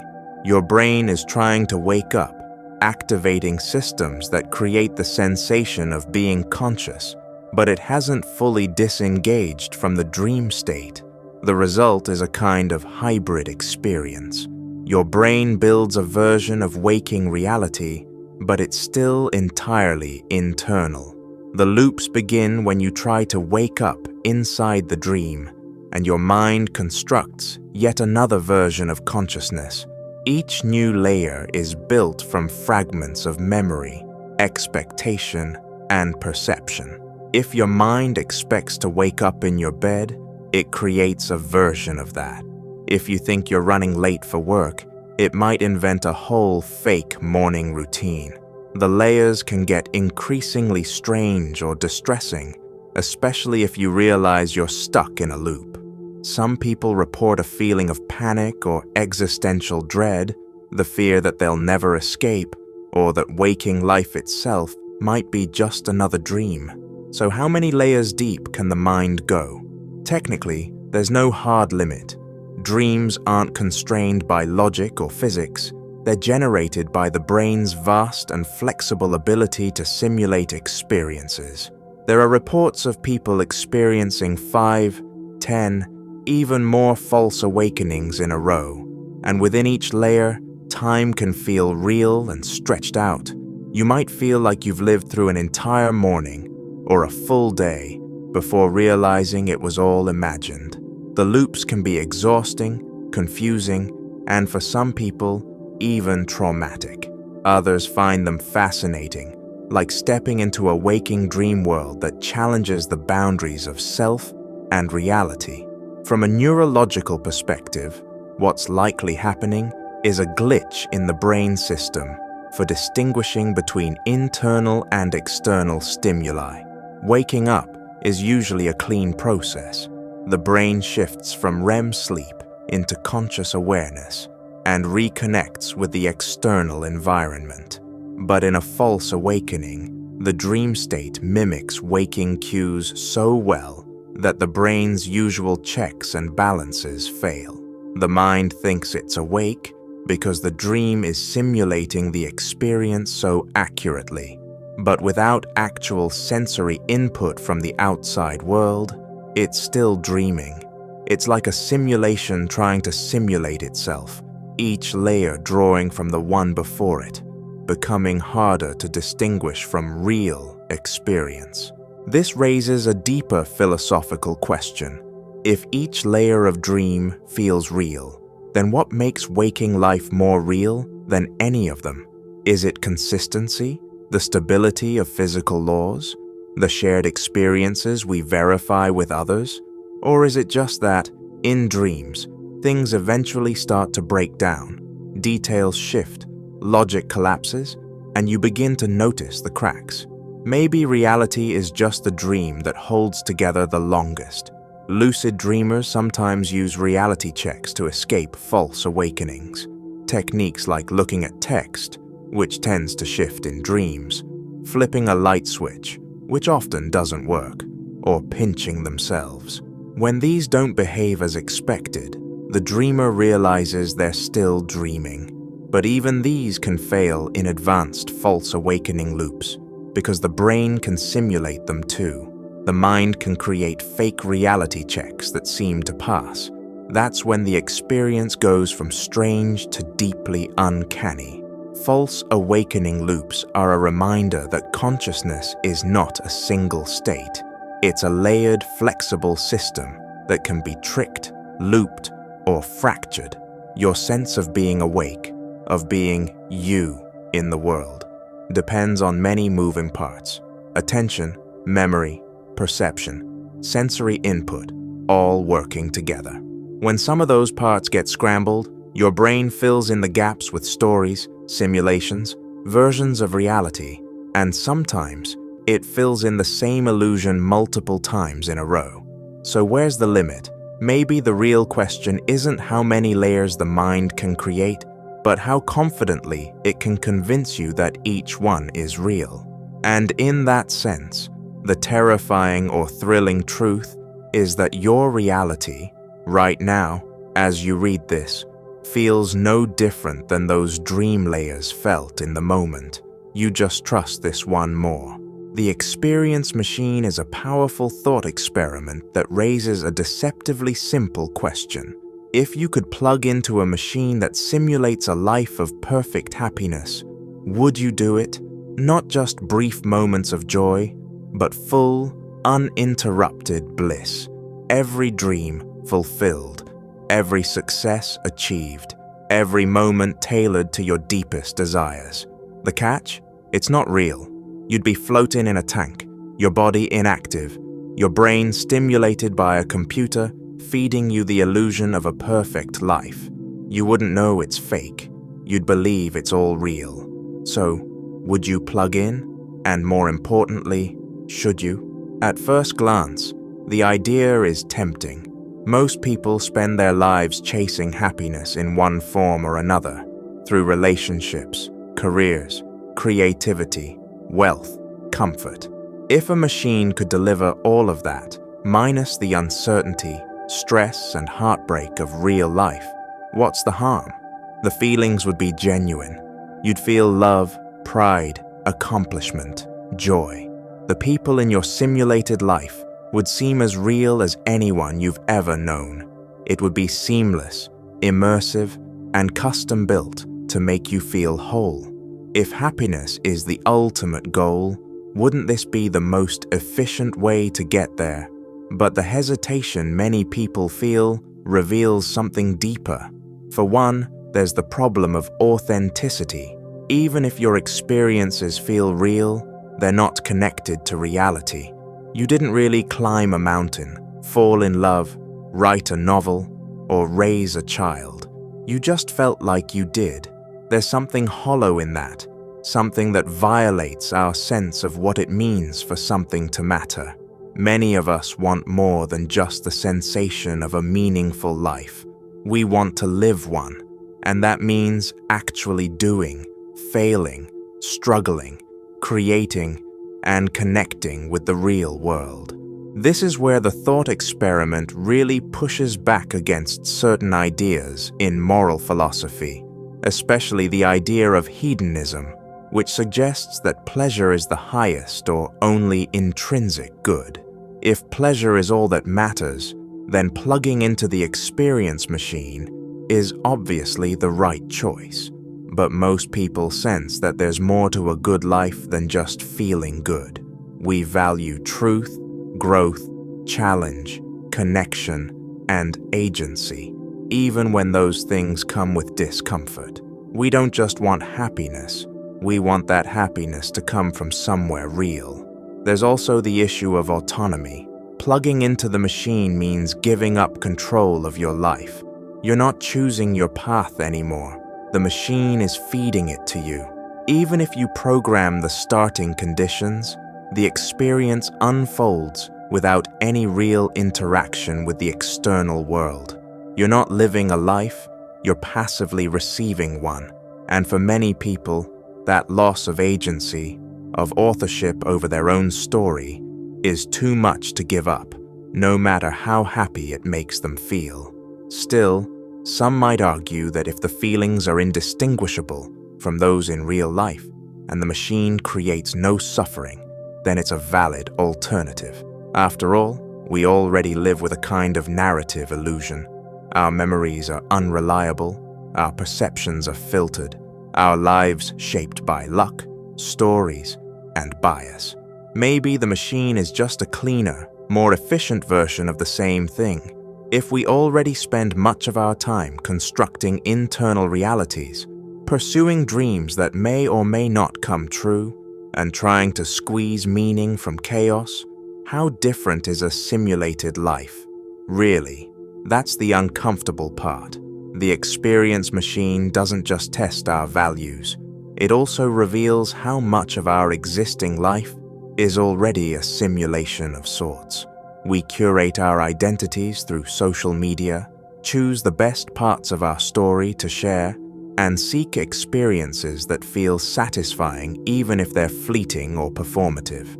The machine just makes explicit what's already subtly true, that what we feel shapes what we believe is real.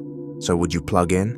Maybe, especially if you're suffering or feel disconnected from meaning in the real world. The machine offers a kind of escape, not just from pain, but from confusion, doubt, and fear. But should you plug in? That's where it gets complicated. Because while the machine promises happiness, it costs you reality. And that trade-off forces you to ask, which matters more? Do you want a life that feels perfect, or a life that is real, even if it's imperfect? Would you give up truth for the guarantee of joy? Or does happiness only mean something when it's earned, chosen, or shared with others who are really there? The experience machine leaves you staring into that divide between pleasure and meaning, between illusion and authenticity, and asks you to decide what kind of life is worth living, not just in theory, but in practice. Because even if the machine isn't real, the questions it raises are. Moral luck is a perplexing and controversial idea in ethics that asks us to reconsider how much control we really have over our actions and their outcomes. Imagine two people, both of whom decide to drive drunk, each making the conscious choice to engage in dangerous behavior that could harm others. In one scenario, one of these drivers ends up hitting a pedestrian, causing serious injury or even death. In the other, nothing catastrophic happens, and the night passes without incident. At first glance, we might be inclined to say that the driver who struck the pedestrian is more immoral. After all, the result of his actions is tragic and immediately harmful. But if we dig deeper, we begin to see that this difference might be attributable less to differences in moral character and more to differences in sheer luck. At the heart of this issue is the question of how we determine moral responsibility. Traditionally, many ethical theories insist that people should only be held responsible for actions and outcomes that are within their control. Both drivers, in our scenario, voluntarily choose to drive under the influence, an act that carries known risks. From that perspective, both are equally culpable for the decision itself, regardless of how events eventually unfold. Yet, our moral and legal communities tend to judge the outcome heavily. We assign more blame to the person who caused actual harm, even if both took the same risky action. This is where the notion of moral luck comes into play. Outcomes that are not entirely within one's control can end up affecting how we morally evaluate actions and character. The term moral luck was popularized by philosophers like Thomas Nagel and Bernard Williams. They questioned whether it is fair or even coherent to judge someone's morality based partly on circumstances that could have gone differently. For example, if two drivers make the same reckless decision and only one ends up hitting a pedestrian due to factors beyond their control, perhaps the pedestrian randomly decided to cross the street at that moment. Should the difference in outcome make the first driver inherently more immoral? In one view, since the critical risk was taken in both cases, they are morally equivalent. But our intuitions push us to respond more harshly to the driver who inflicted actual harm. One way to address this dilemma is to distinguish between the agent's intentions and the consequences of their actions. If we focus solely on intent, both drivers made the same choice and took the same risk. Their internal decision-making process was identical, and therefore, from a standpoint that isolates moral blame from results, they should be considered equally blameworthy. However, most of us find that consequences matter deeply, especially when an innocent life is affected. The harm caused by one driver triggers powerful emotional responses, and society deems that driver more culpable in a legal sense, and often a moral one too. This suggests that our moral evaluations are not immune to luck. In this case, outcome luck. There are different kinds of moral luck that help us explore this tension further. One is resultant luck, which is the luck involved in whether an action yields a good or bad outcome. In our example, both drivers engage in a morally questionable behavior, but the outcome for one is disastrous while the other escapes without incident. There's also circumstantial luck, The situations in which people find themselves can shape the morality of their decisions. Had the environment or timing been different, the results might have been reversed. Finally, constitutive luck addresses the traits and dispositions one is born with or develops through circumstances beyond one's control. In our case, factors like temperament, impulsiveness, or even reaction time might play a role. These are aspects influenced by genetics, upbringing, and random life events. And yet, they all contribute to the overall moral picture.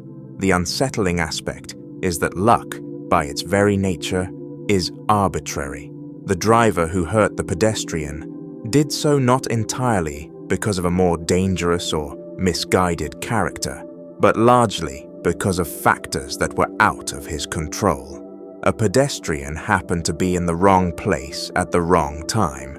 This randomness makes it hard to say he is fundamentally more immoral than the other. It forces us to ask, if morality depends so much on external contingencies, can we ever fairly judge someone without succumbing to the whims of chance? Some argue that the concept of moral luck exposes an uncomfortable truth about the human condition. Our moral lives are deeply interwoven with uncertainty. Outcomes are not determined solely by our decisions, but also by countless factors we simply cannot predict or control. This means that moral evaluations might be less about the intrinsic quality of our choices and more about the unpredictable, sometimes unjust, ways the world unfolds around those choices. Yet, acknowledging moral luck does not mean we simply excuse all harmful behavior. Both drivers consciously chose a dangerous course of action by driving drunk. The law, and many moral theories, holds people responsible for the risks they take. Recognizing moral luck is not about absolving responsibility, but rather about understanding the complexity of moral judgment. It encourages us to question whether a system that heavily penalizes outcomes is fair, given that two equally reckless decisions can result in vastly different consequences due to factors completely beyond one's control. The experience of moral luck pushes us towards a more nuanced understanding of accountability. It suggests that while we must hold individuals accountable for their choices, we should also be cautious about letting outcomes that are products of chance unduly magnify moral blame. Perhaps the more enlightened approach is to focus on the nature of the decision itself, the degree of risk taken, and the willingness to expose others to harm, rather than solely on whether an unfortunate outcome occurs. The Omnipotence Paradox is a classic philosophical problem that raises questions about the very nature of omnipotence. Often phrased in a deceptively simple form, can an all-powerful being create a stone so heavy that even it cannot lift it? If the being can create such a stone, then there's something it cannot do, namely lift the stone. But if it cannot create such a stone, then there's something it cannot do, namely create the stone. In either case, there appears to be a limitation, which challenges the idea that such a being is truly omnipotent. This paradox is often used to critique or examine the concept of an all-powerful deity, especially within theological or metaphysical discussions. To begin unpacking this, we need to consider what we mean by omnipotent. Traditionally, omnipotence is defined as the ability to do anything, but this raises the issue of whether anything includes logically contradictory actions, like creating a square circle or a married bachelor. Some philosophers, such as Thomas Aquinas, argued that omnipotence should be understood as the ability to do all things that are logically possible. According to this view, logically contradictory tasks are not things at all, but rather nonsense born of linguistic confusion. So, The question, can God create a rock so heavy he can't lift it, is, under this view, akin to asking, can God make 2 + 2 = 5? Or, can God make a triangle with 4 sides? It's not a meaningful task, and therefore doesn't fall under the domain of omnipotence. However, not everyone is satisfied with this resolution. Some critics argue that redefining omnipotence to exclude logical contradictions weakens the concept. After all, if God is truly beyond our understanding, why should he be bound by logic, which is itself a human construct? But if we go down this road, we encounter even more difficult territory, because once logic is abandoned, it becomes nearly impossible to discuss or understand anything coherently. Without logical consistency, we can no longer reason about God or anything else, since every statement could simultaneously be true and false. This creates an even deeper philosophical pitfall than the original paradox. There's also the issue of language. The paradox may expose not a flaw in the concept of omnipotence, but a limitation in human language. We try to apply finite words and structures to an infinite concept, and naturally, contradictions emerge. It might be more accurate to say that omnipotence isn't something that can be meaningfully defined in human terms. In this light, the paradox becomes less of a theological problem and more of a linguistic or conceptual one, an example of how our tools for understanding the universe may not be adequate for describing an entity as transcendent as a god. Another interesting take is to consider how the paradox plays out in hypothetical scenarios. Suppose an omnipotent being exists and creates such a stone. Perhaps this being can still lift the stone because it can choose when and how to limit or unlimit its own power. In other words, omnipotence might include the ability to self-limit and then override that limit. This view treats omnipotence not as static, but dynamic, allowing the being to operate under self-imposed constraints without ceasing to be omnipotent. It's like a programmer who writes a line of code that prevents a program from running, but can delete that line at any time. They're not bound by the limit they created. Some theologians also suggest that God's nature is not arbitrary. It is rooted in perfect rationality and coherence. Therefore, even if God is omnipotent, God would not act in a way that contradicts his own nature, which includes rational consistency. So God wouldn't create a stone he couldn't lift, not because he lacks the power, but because doing so would be nonsensical and inconsistent with his own character. This sidesteps the paradox by appealing to the nature of divine will, rather than treating power as a brute force that exists independently of reason. On the other hand, the paradox also serves as a useful tool for examining human assumptions about power and limitation. We tend to think in binary terms, either something can or cannot be done, and we project this dichotomy onto the idea of divinity. But the paradox suggests that ultimate power may be more nuanced than that. It may involve a kind of wisdom or coherence that transcends simplistic notions of doing anything. True omnipotence might not be about performing absurd tricks, but about having ultimate authority and purpose within a meaningful framework. In the end, the omnipotence paradox might not be a fatal flaw in the idea of an all-powerful being, but rather a mirror that reflects our own conceptual and linguistic limitations. It challenges us to think more carefully about the words we use, the assumptions we make, and the boundaries of logic and meaning. Whether or not one believes in God, grappling with this paradox is a valuable exercise in philosophy, theology, and even cognitive humility. It invites us to stretch our minds beyond the immediate comfort of clear answers, and to sit with the complexity of questions that may not have clean conclusions. at least not ones that fit neatly into human categories of sense and nonsense. Blind spot. Blindness is a fascinating reminder that our experience of reality is not as direct or reliable as we often assume. At the back of each of our eyes is a small spot where the optic nerve connects to the retina.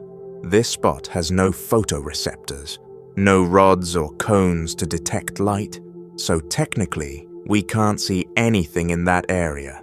It's a literal hole in our field of vision. And yet, unless someone points it out to us with a specific test, we go through our entire lives completely unaware that this blind spot exists. That's because the brain automatically fills in the missing information using data from the other eye and clues from the surrounding visual field. The result is a smooth, uninterrupted image of the world. What's incredible is not just that the brain compensates, but that it does so invisibly. We don't notice the gap, and we don't notice that we don't notice. This phenomenon opens a door to a deeper understanding of how our perception works, and how much of what we experience is not observed directly, but instead actively constructed by the mind. The visual blind spot is only the most obvious example of the brain's editing process. In truth, the brain is constantly filling in blanks and making assumptions in order to create a cohesive picture of the world. It does this with vision, hearing, memory, decision-making, and even emotions. We often assume our senses give us a faithful record of reality, but in many cases, what we perceive is a combination of what's out there and what our brains expect to see. Perception is not a passive reception of data. It is an active interpretation. The brain uses shortcuts, patterns, and prior knowledge to predict what's happening, and then adjusts that prediction based on incoming signals. Most of the time, this system works beautifully. It allows us to react quickly, navigate the world, and understand complex situations with limited information. But it also means that we can be misled without realizing it.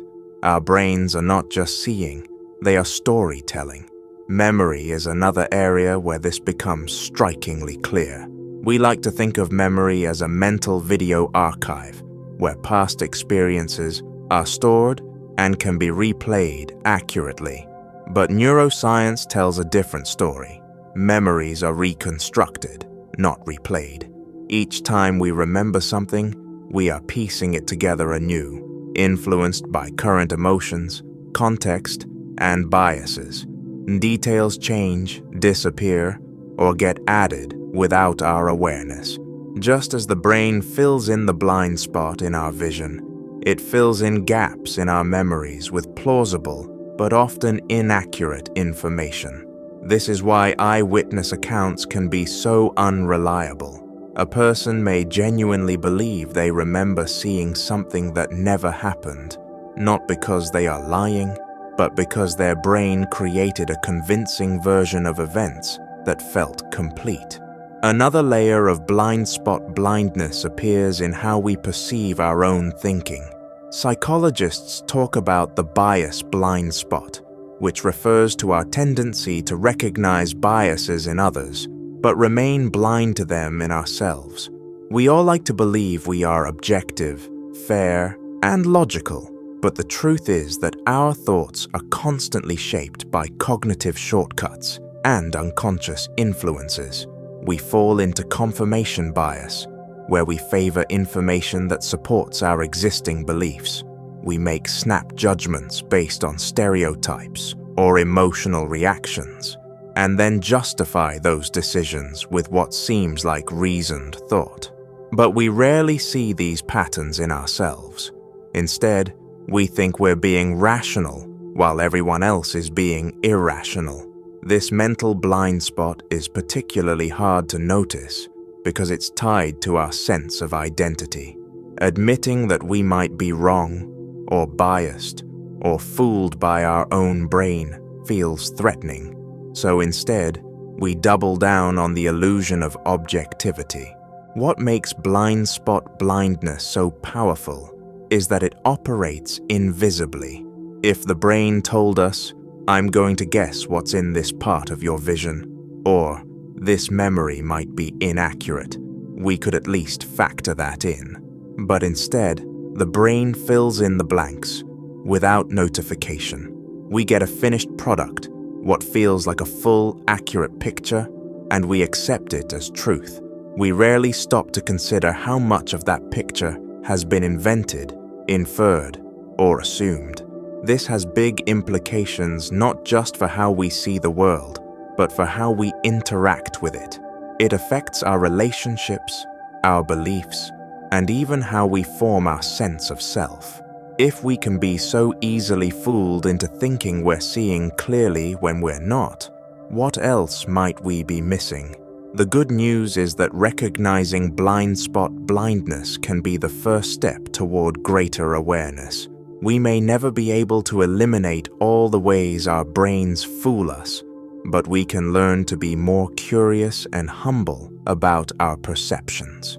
We can practice noticing when things feel a little too certain, or when our reactions seem stronger than the facts support. We can ask questions, seek out alternative perspectives, and remind ourselves that being human means being wrong sometimes.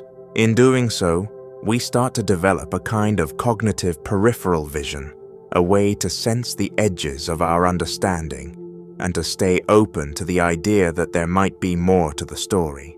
Just like the visual blind spot, these mental gaps don't have to limit us. Once we know they're there, we can work around them. We can start to see not just what's in front of us, but how we're seeing in the first place. The consciousness gap is one of the most mysterious and profound puzzles in science and philosophy. It's the question of how a collection of non-conscious neurons, firing in patterns and exchanging electrical and chemical signals, somehow gives rise to a unified, subjective inner world. Why should a lump of gray matter in the skull, composed of atoms and molecules like everything else in the universe, be capable of thought, experience, self-awareness, and dreams? This is not just a scientific mystery. It's a deeply personal one, because everything we know, feel, and understand is filtered through consciousness, and yet we don't really understand what consciousness is or how it emerges from non-conscious parts. You can take apart the brain and study its anatomy in stunning detail. You can identify regions associated with memory, emotion, language, and movement. You can observe neurons firing, measure their electrical activity, and map their connections. But nowhere in that process do you encounter a direct explanation for the feeling of being alive from the inside. You don't find the redness of red or the feeling of sadness tucked into a neural circuit. These subjective experiences, what philosophers call qualia, don't appear to be reducible to physical processes, even though they seem to depend entirely on them. This gap between the objective functioning of the brain and the subjective experience of consciousness is what makes it so perplexing. We've gotten very good at explaining what consciousness does. We can describe how it allows for flexible behavior, self-reflection, planning, and communication. We can model aspects of it with artificial intelligence. We can even identify which brain states correlate with being awake, dreaming, or in a coma. But explaining what consciousness is, why there is something it feels like to be you, remains elusive. This is what philosopher David Chalmers famously called the hard problem of consciousness. The easy problems, by comparison, involve figuring out how the brain processes information or controls behavior. The hard problem is why those processes should be accompanied by awareness at all. Why does any of it feel like anything? One way to approach the consciousness gap is to think about emergence. In science, We know that complex systems can give rise to new properties that don't exist at the level of the parts. A single water molecule isn't wet, but put enough of them together, and you get the emergent property of wetness. Similarly, life itself is an emergent phenomenon. Carbon, hydrogen, oxygen, none of these elements are alive on their own, but in the right configuration, they form cells, which form organisms, which reproduce and evolve. Maybe consciousness is the same, an emergent property that arises when information is processed in just the right way by a sufficiently complex system. But emergence doesn't always satisfy us when it comes to consciousness. Wetness and life, while remarkable, still exist in the physical world and can be understood in terms of physical interactions. Consciousness, on the other hand, involves the inner experience, the feeling of being. If the brain were just a highly advanced machine, spitting out behaviors without experience, would anything really be missing? If we built a robot that acted exactly like a human, responded to questions, cried at movies, and wrote poetry, would it be conscious or just simulating consciousness? This raises the unsettling question of whether we can ever really know if something else is conscious, or whether we're projecting our own inner life onto it. Even more unsettling is the realization that we don't really understand our own consciousness. We can't step outside of it to observe it objectively. We are always looking through it. It's like trying to see your own eyes without a mirror. You can reflect on your thoughts, become aware of your awareness, but the source remains just out of reach. Consciousness is simultaneously the most familiar and the most mysterious thing we know. We live in it every moment of our lives, but we don't know how or why it's there. Some scientists and philosophers suggest that consciousness may be a fundamental aspect of the universe, like space, time, or mass. This idea, known as panpsychism, proposes that even simple particles might possess some form of proto-consciousness, and that complex consciousness arises when matter is organized in particular ways. Others argue that consciousness doesn't really exist as we think of it, that it's a byproduct of other processes, an illusion created by the brain to help us model ourselves and others. These are radically different perspectives, and neither has been definitively proven or disproven. The consciousness gap also touches on deep existential questions. If consciousness is just a product of brain activity, what happens to it when the brain dies? Is there anything beyond the last flicker of neural energy? On the other hand, if consciousness is something more than the sum of physical parts, could it survive in some form? These are not just academic musings. They affect how we see ourselves, each other, and the meaning of life itself. At its core, the consciousness gap reminds us that there is still mystery at the heart of our existence. In a world increasingly shaped by technology and neuroscience, where we can scan brains, map genomes, and simulate intelligence, consciousness remains an untamed frontier.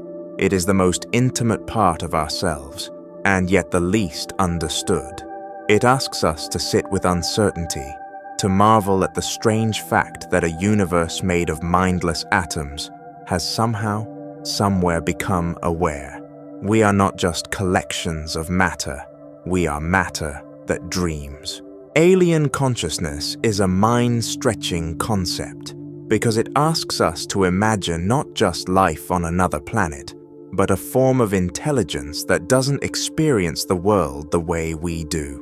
Most of our ideas about consciousness are based on human models: individual identity, self-awareness, memory, emotion, and decision-making. We assume that any intelligent being would share at least some of these traits. But what if that assumption is wrong? What if intelligent life exists that lacks any concept of a singular self? Would we even recognize it as conscious? Would we recognize it as alive? Human consciousness is so tightly wrapped up in the idea of a self that it's difficult to imagine experience without it. We wake up each day with a feeling of continuity. This is me, I was the same person yesterday, and I'll be the same person tomorrow. That sense of inner narration, the voice in our heads that reflects and plans and questions, feels central to who we are. But this self-narrative isn't necessarily the only way for consciousness to manifest. In fact, even on Earth, consciousness may not always depend on the kind of self we experience. Some animals show signs of problem-solving, memory, empathy, and even grief, yet we're unsure whether they experience themselves as individuals with an autobiographical identity. Octopuses, for example, show remarkable intelligence, but their neurons are distributed across their body in a way that suggests their sense of self, if it exists, might be entirely different from ours. They might not experience life from a single vantage point the way we do. Now imagine extrapolating that even further, beyond Earth, beyond biology as we know it, to a completely alien context. An intelligent species could have evolved with a collective mind or a distributed form of awareness. It might not have anything like human consciousness or emotions. It could communicate through patterns of energy, chemistry, or geometry. It might operate with no concept of I or me, and still solve complex problems, build tools, even contemplate the universe. Its goals might not be driven by survival or self-preservation in any recognizable sense. It could be intelligent without being self-aware, or self-aware in a way so foreign that we wouldn't detect it. This challenges our ability to define what it means to be alive or conscious. For centuries, we've measured life and intelligence by standards rooted in our own experience: language, tool use, facial recognition, memory recall, and emotional expression. These are the metrics we use to determine whether something is like us. But if an alien intelligence doesn't use language, doesn't have a face, and doesn't act in ways we associate with consciousness, would we dismiss it as inert or unintelligent? We might, simply because we wouldn't know what to look for. Our technology is designed to detect echoes of ourselves in the universe.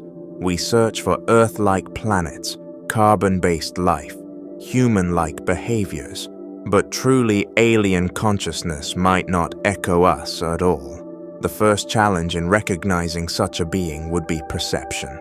If its way of sensing the world is incompatible with ours, we might not even notice it was there.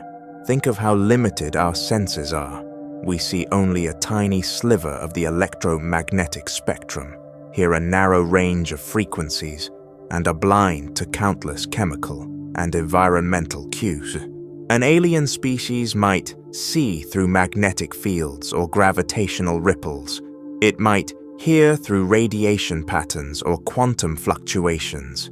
Its reality would be built on information we can't currently perceive.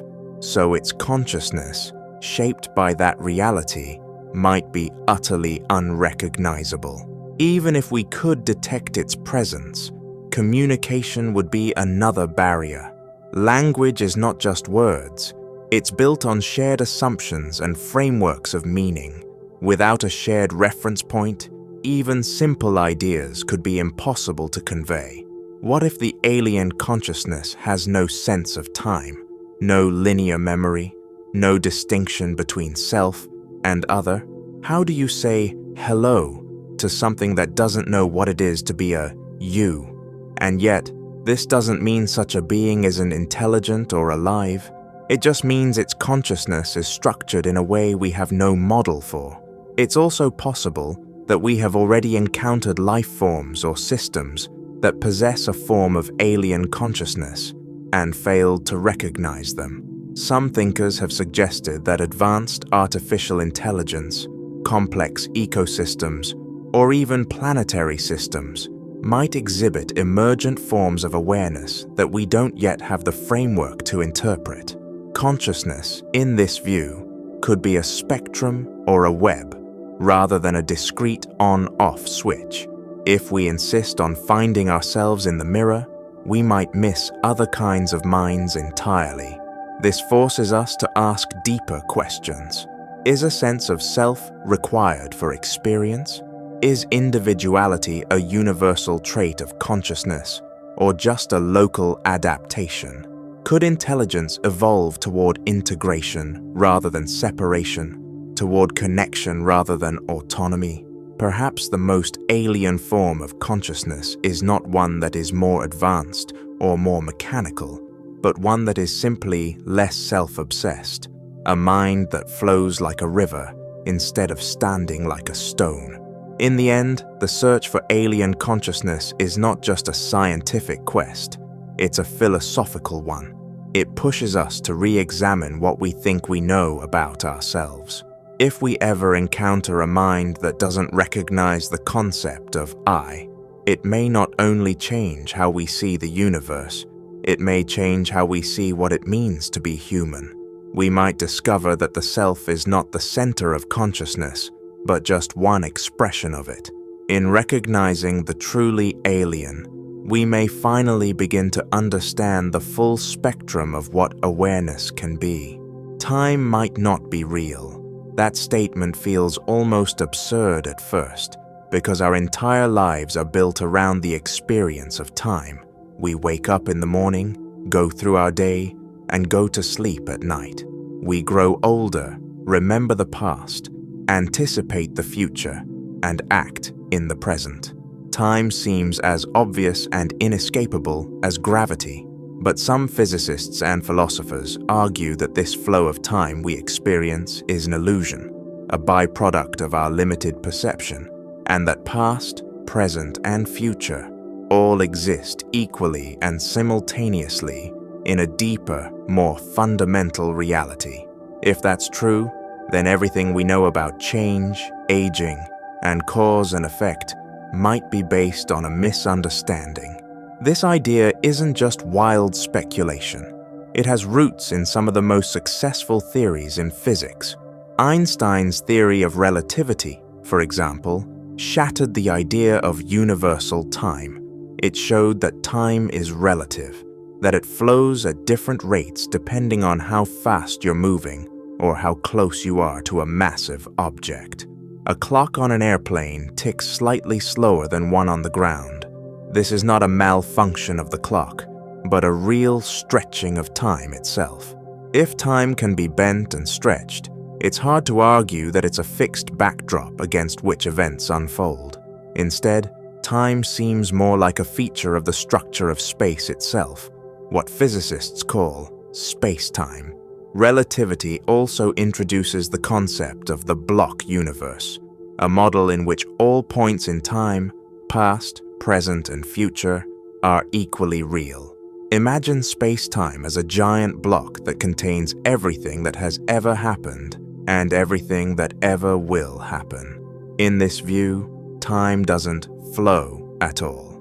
We experience the present moment, but that's only because of the way our consciousness moves through the block.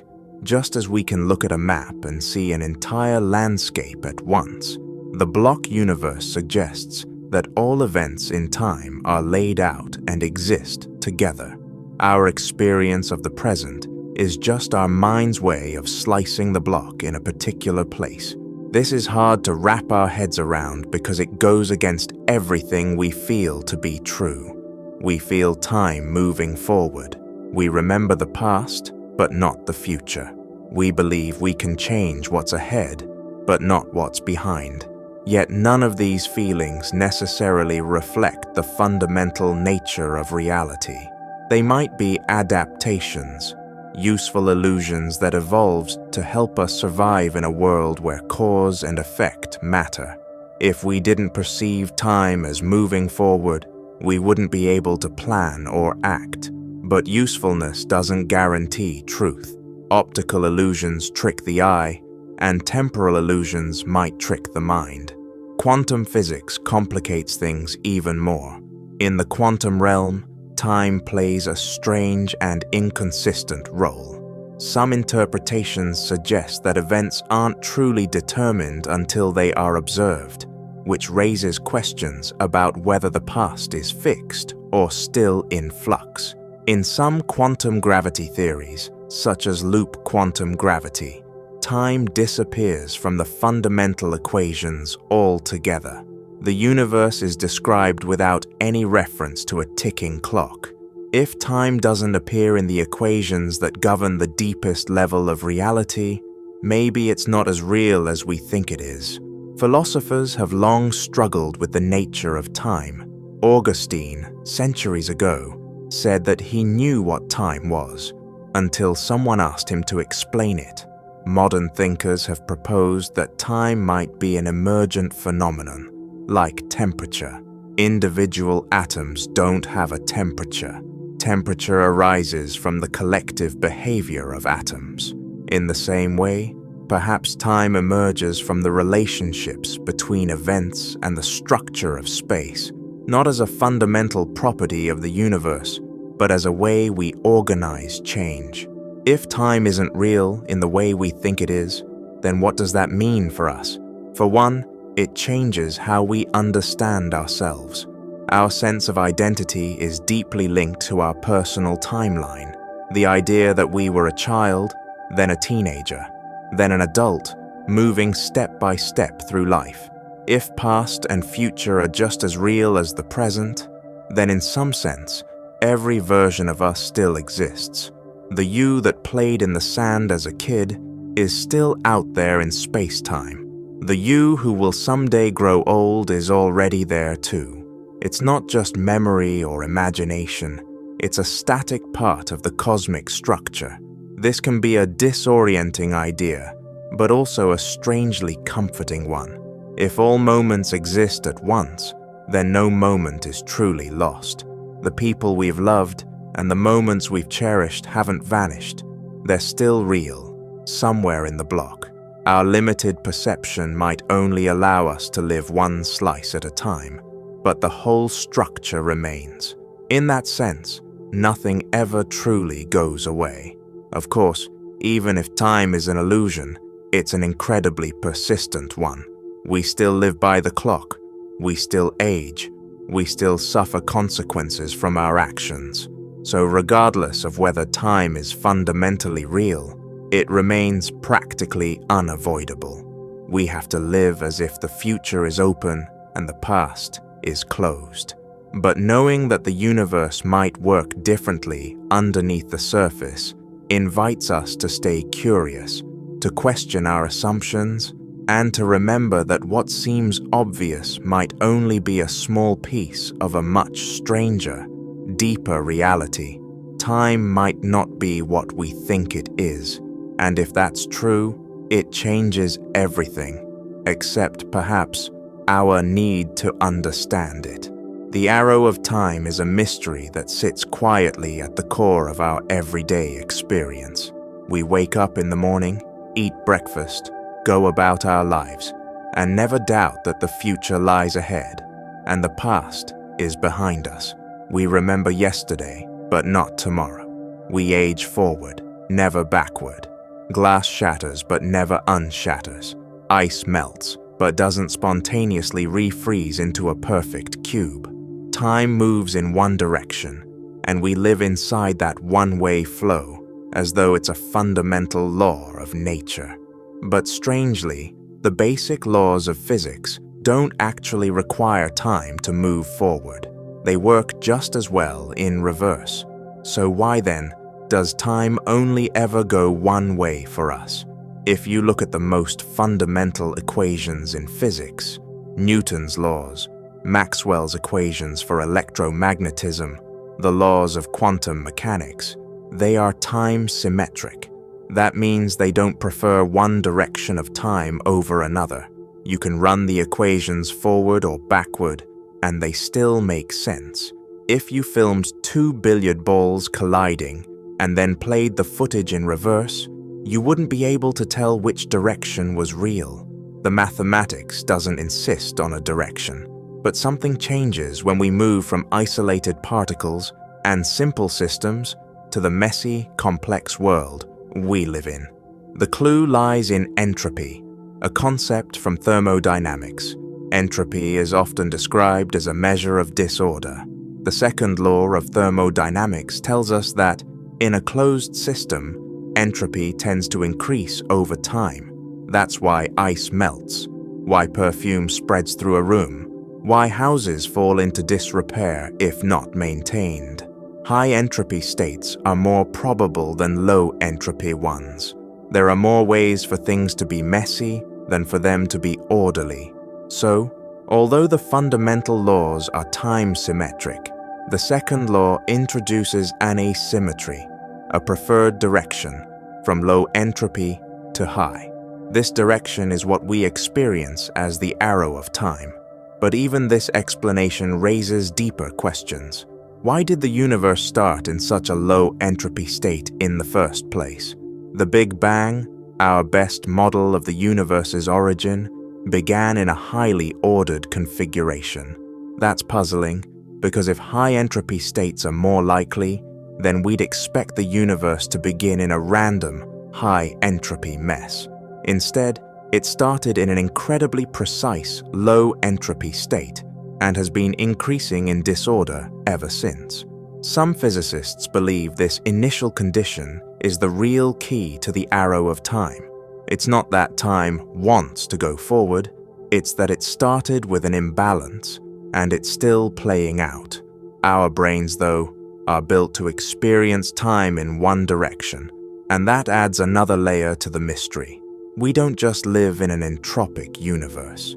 We also perceive time in a very specific way. Memory is inherently backward-looking. We remember the past because of how information is encoded in physical systems, including our brains. When we recall a birthday party, we're retrieving data that was recorded by our senses and stored in our neurons. But we can't remember the future because those patterns haven't formed yet. The asymmetry in memory and in cause and effect reinforces our experience of time flowing forward. This perception also ties into how we make sense of the world. Causality feels foundational to us. We see lightning, then hear thunder. We hit a ball, and it moves. If these events happened in reverse, they would seem absurd. Even though the microscopic laws of motion could allow it, the macroscopic world doesn't work that way. Our psychology, evolution, and even language are shaped by this temporal flow. We build stories with beginnings, middles, and ends. We set goals and imagine futures. Our sense of identity is grounded in a timeline. We remember who we were and project who we want to become. Interestingly, some interpretations of quantum mechanics suggest that time might not be as straightforward as it seems. In certain formulations, outcomes aren't fixed until they are observed, and this fuzziness can lead to questions about whether the past is as settled as we think it is.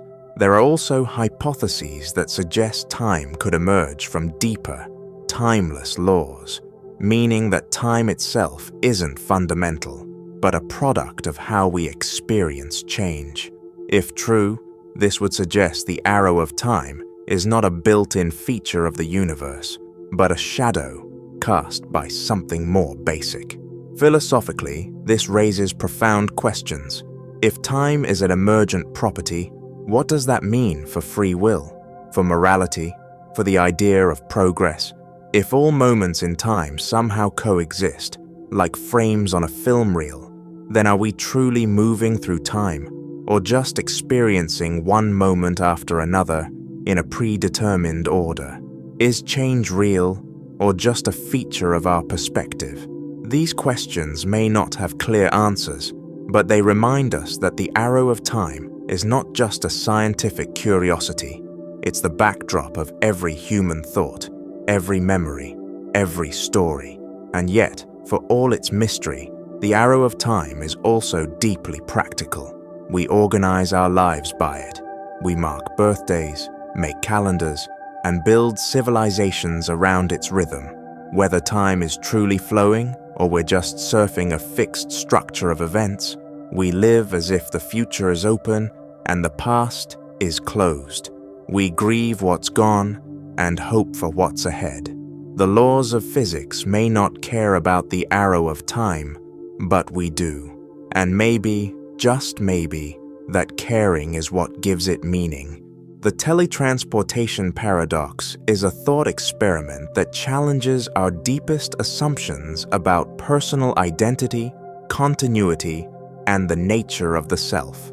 Imagine a machine that can scan every atom in your body, record the precise structure of your brain, your memories, your emotions, and then transmit this data to another location, where it recreates your body atom for atom. The new version of you steps out of the receiving chamber and continues your life seamlessly. But there's a catch. In order for the process to be complete, the original version of you is destroyed. The question is, did you survive? Or did you die and a perfect copy took your place? On the surface, it seems like a clever shortcut for space travel or medical miracles.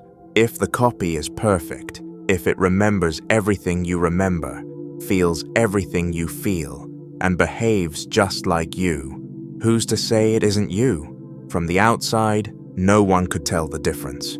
Even the copy would insist that they are the original. They'd say, "Of course I'm me. I remember stepping into the teleporter. I remember what I was thinking. I know who I am." But the uneasiness creeps in when we ask what happened to the original version. If the machine had failed to destroy the original and two identical people emerged, one at the origin and one at the destination, who would be the real you? Both would claim to be. Both would have the same memories and personality. But now there are two of you.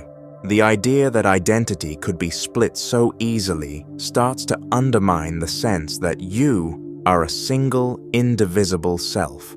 This thought experiment forces us to examine what we mean when we talk about survival or personal continuity. Are you defined by your body? If so, the teletransportation destroys the original and builds a new body somewhere else. That sounds like death followed by a copy, not survival. Are you your mind, your memories, your consciousness? If so, maybe what matters is whether the pattern is preserved, regardless of the physical matter. After all, your atoms are constantly being replaced in your body through metabolism, yet you still feel like the same person from day to day. Maybe continuity of information is what counts, not continuity of matter. Still, the psychological discomfort remains. If you knew the original was going to be destroyed, would you willingly step into the machine? Would it feel like suicide followed by replacement or like a smooth transition? Some versions of this thought experiment imagine a delay in the destruction process. What if the machine created your copy in a distant location, confirmed that it was working perfectly, and only then asked you to approve the destruction of the original? In that moment, would you feel that the copy is truly you, and that it's safe to disappear? Or would you hesitate, feeling that something crucial about your consciousness would be lost? Philosophers have debated this paradox for decades. Some argue from a patternist perspective, suggesting that what matters is not the substance but the structure. If the pattern that makes you, you, is perfectly replicated, then your identity survives. Others argue from a continuity standpoint, claiming that uninterrupted existence matters, and that the destruction of the original breaks that continuity. In that view, even a flawless copy is still a copy, close enough for others, maybe even close enough to fool itself, but not the real you. The paradox also raises interesting questions about how we treat the self over time. Every night we go to sleep and lose consciousness. Every morning we wake up and feel like the same person. But from a certain perspective, there's a break there, a gap in conscious experience. Are you the same person who went to sleep, or someone new who simply believes they are the same?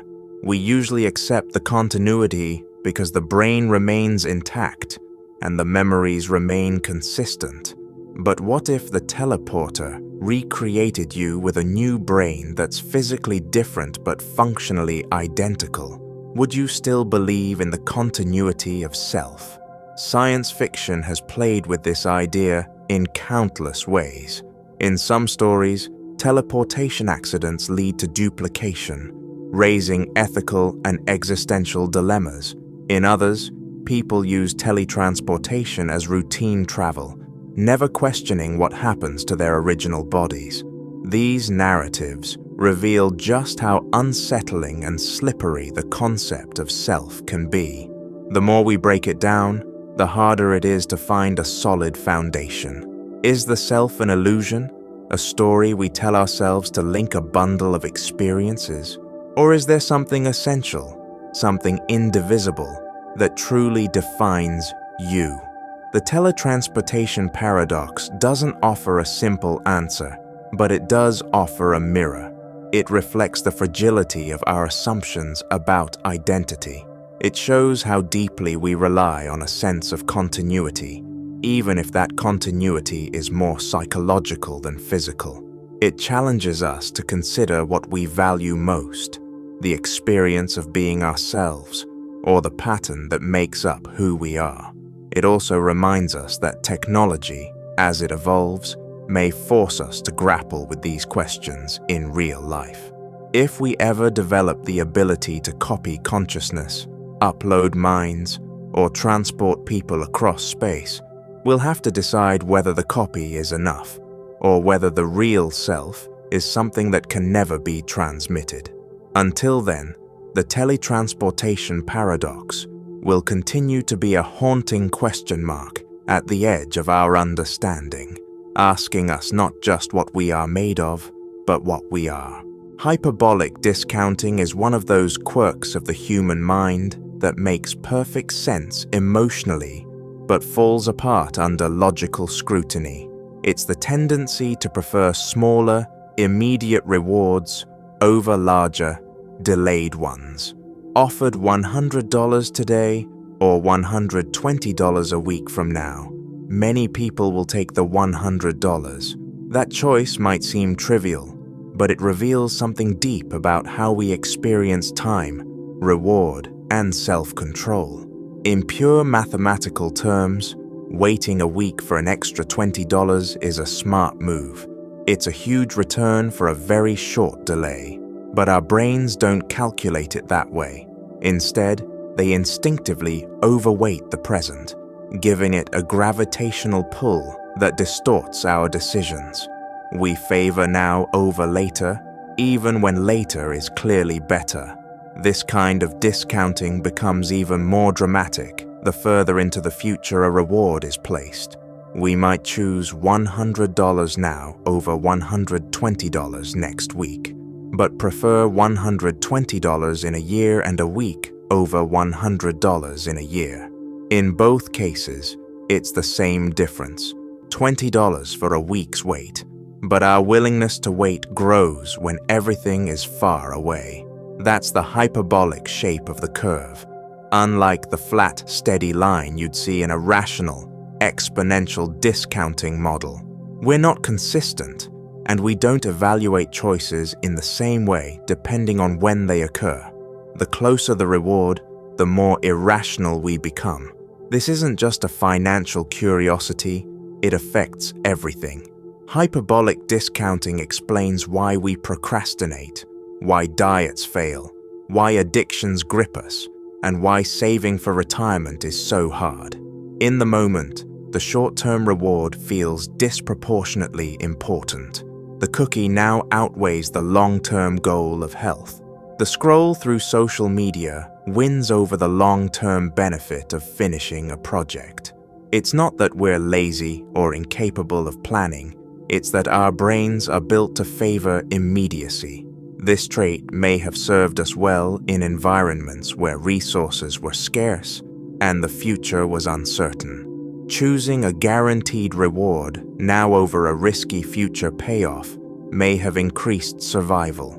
But in today's world, with so many delayed benefits tied to success, discipline, and health, this mental shortcut often backfires.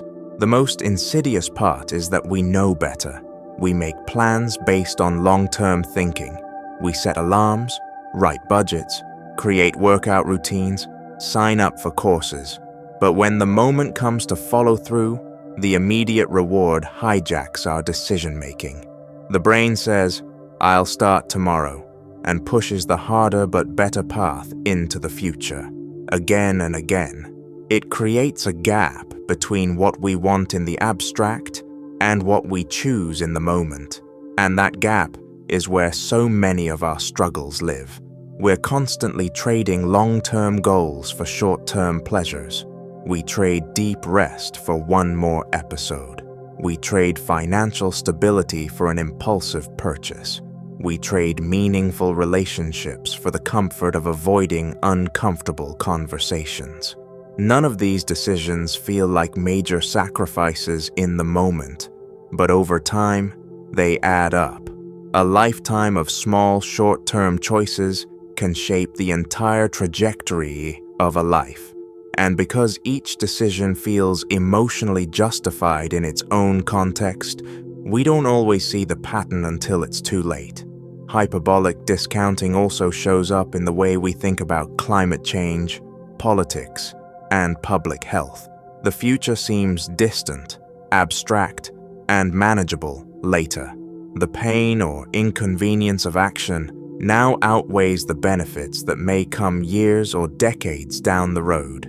We want clean energy, better infrastructure, or improved education, but not if it means higher taxes or personal discomfort today. It's the same mental process, present cost versus future gain, just applied on a larger scale.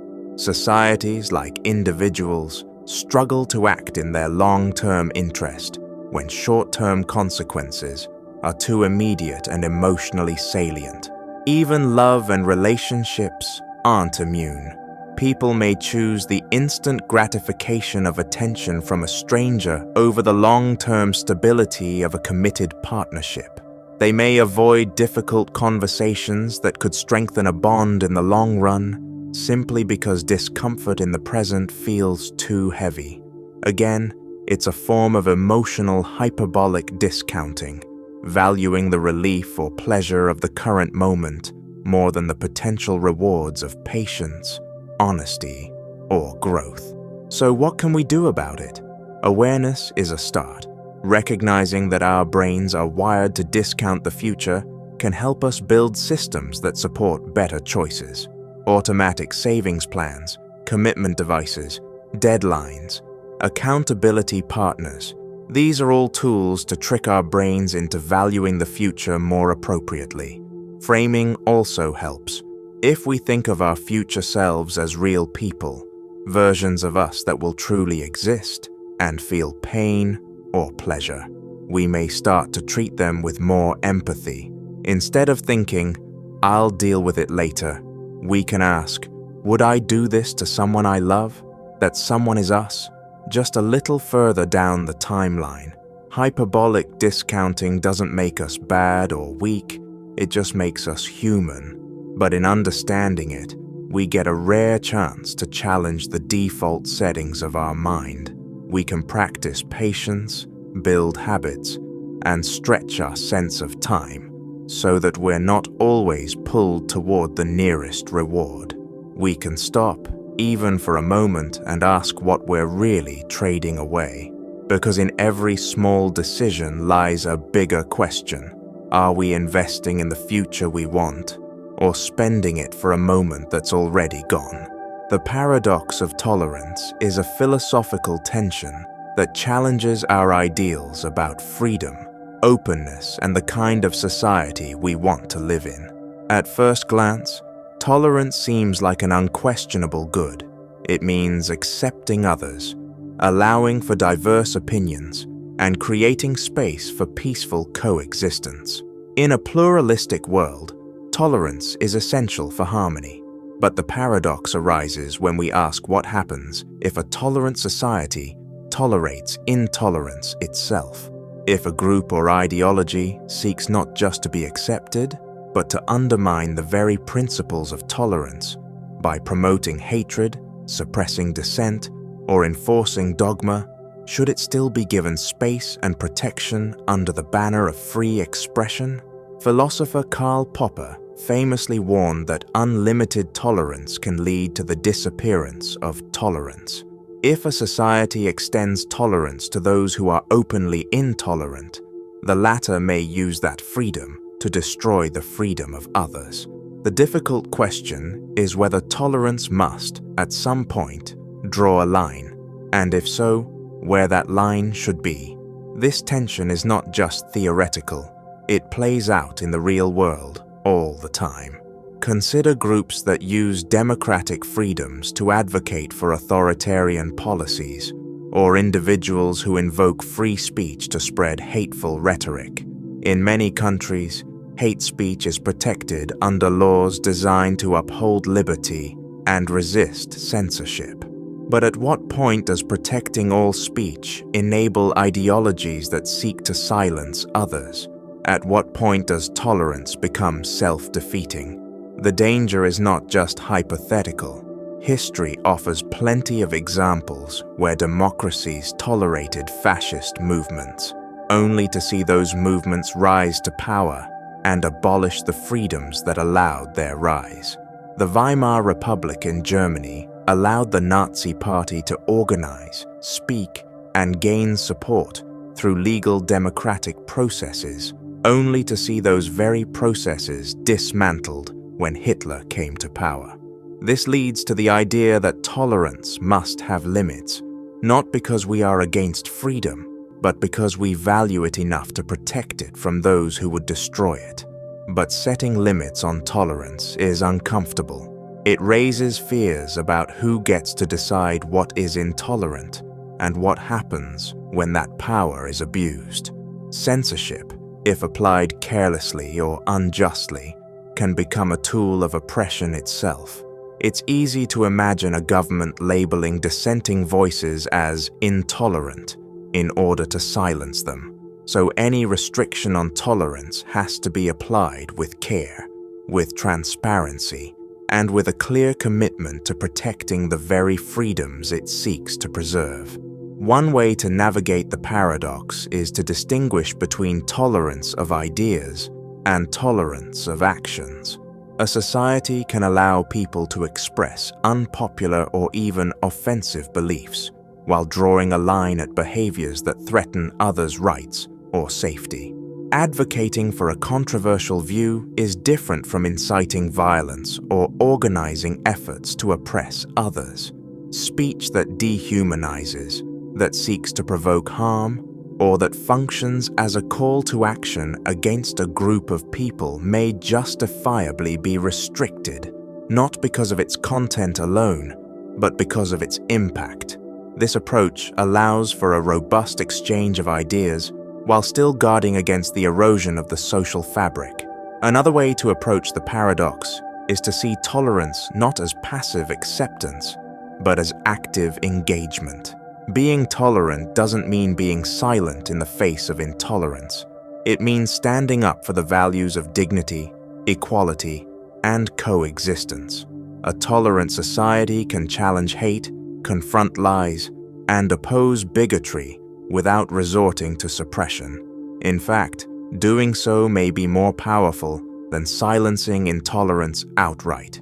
When hateful ideas are exposed to scrutiny, reason, and resistance, they often fail to hold up. But this requires a culture that's willing to speak out, to educate, and to engage in difficult conversations. Still, there are times when action is necessary.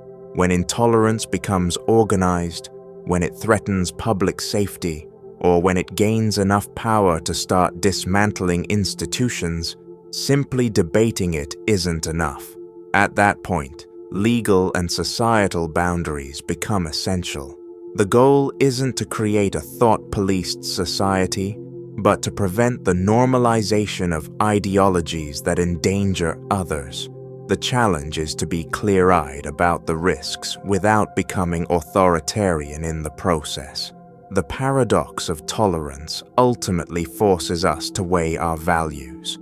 Do we value freedom so much that we're willing to risk losing it? Or do we see freedom as something that requires active defense, even if that means limiting those who would destroy it? There's no simple answer, and the tension will always be there. But perhaps the key is to view tolerance not as a limitless virtue, but as one that thrives only under certain conditions that include respect, reciprocity, and a shared commitment to human dignity. In the end, tolerance is not weakness. It is a sign of strength, of confidence in diversity, and of belief in peaceful coexistence. But strength also means knowing when and how to protect what matters. A society that values tolerance must sometimes make the difficult choice to reject what endangers it, not out of fear, but out of love for the very freedom that tolerance makes possible. The Stroop Effect is a fascinating demonstration of how the brain processes conflicting information and how perception is far from a smooth, unified experience. It seems like a simple task. Look at a word and say the color of the ink it's printed in. But when the word blue is printed in red ink, something strange happens. Your brain stumbles. You might hesitate, say the wrong color, or take longer to respond. This momentary confusion reveals a hidden tug-of-war happening inside your mind. Different systems are trying to do different things at the same time, and they're not always on the same page. This effect was first documented in the 1930s by psychologist John Ridley Stroop, who noticed that naming the ink color of a word takes significantly longer when the word itself spells out a different color. For example, the word green, printed in blue ink, takes longer to identify than the word chair, printed in the same blue ink. The reason for the delay is that reading is such an automatic process for literate adults that we do it without conscious effort. We see a word and our brain reads it immediately, even if we're trying not to. But color identification is a more controlled process. It requires focused attention and deliberate effort, especially when it goes against what the word is telling us. This creates a kind of cognitive interference, where two mental processes are in conflict: the automatic process of reading and the more deliberate process of naming the ink color. What's remarkable about the Stroop Effect is not just the delay in reaction time, but what it says about how our brains are organized. It shows that our mental systems can operate independently and even competitively. The fact that reading the word happens faster and more effortlessly than naming the color suggests that some cognitive pathways are stronger, more practiced, and more deeply ingrained. The reading system is so dominant that it overrides our intention to focus on the ink color. This is why even after multiple tries, or knowing exactly what's coming, people still struggle with classic Stroop tasks. It's not a matter of understanding the instructions, it's a matter of how the brain prioritizes and processes different types of information. The Stroop Effect is often used in psychological testing because it's such a reliable measure of attention, cognitive control, and processing speed. It has applications in neuroscience, where it's used to study how the brain handles conflicting inputs, and in clinical psychology, where it can help detect certain cognitive impairments. People with ADHD, for example, may show greater difficulty with Stroop tasks, as they struggle more with filtering out irrelevant information. The same is true for people with frontal lobe damage or conditions that affect executive function. The Stroop test, in this way, becomes more than a quirky illusion. It becomes a diagnostic tool for understanding how flexible and focused the brain can be. But beyond the laboratory, the Stroop effect gives us insight into everyday life. It reminds us that the brain is constantly filtering, prioritizing, and resolving conflicts between different streams of information. When you try to drive while having a conversation, or listen to someone while reading a text, your brain is doing a kind of internal Stroop test, juggling inputs, managing interference, and sometimes stumbling when tasks overlap. It also reveals why multitasking is so difficult. Our cognitive systems are not built to handle multiple demanding tasks simultaneously without some performance loss. Each system has its own strengths and weaknesses, and when they compete, there's a cost. There's also an emotional dimension to the Stroop effect. Modified versions of the test use emotionally charged words to see how people react. For example, if someone has anxiety or trauma, they may show more hesitation or delay when reading words related to their fears or memories. The interference becomes not just a matter of color and language, but of emotional relevance. This suggests that our attention is not only guided by what's automatic or practiced, but also by what matters most to us personally, whether consciously or unconsciously. The Stroop effect also taps into deeper philosophical questions about control and awareness. If our brains can betray our intentions so easily, what does that say about free will? If reading happens faster than conscious thought, how often are we responding to the world in ways we don't even realize? These questions don't have simple answers, but they highlight the complexity of human cognition. We are not unitary minds moving smoothly through a rational world. We are layered, fragmented, and full of internal debates. The Stroop effect is like catching the brain in the act of arguing with itself, a brief, measurable moment where the cracks in our seamless experience become visible.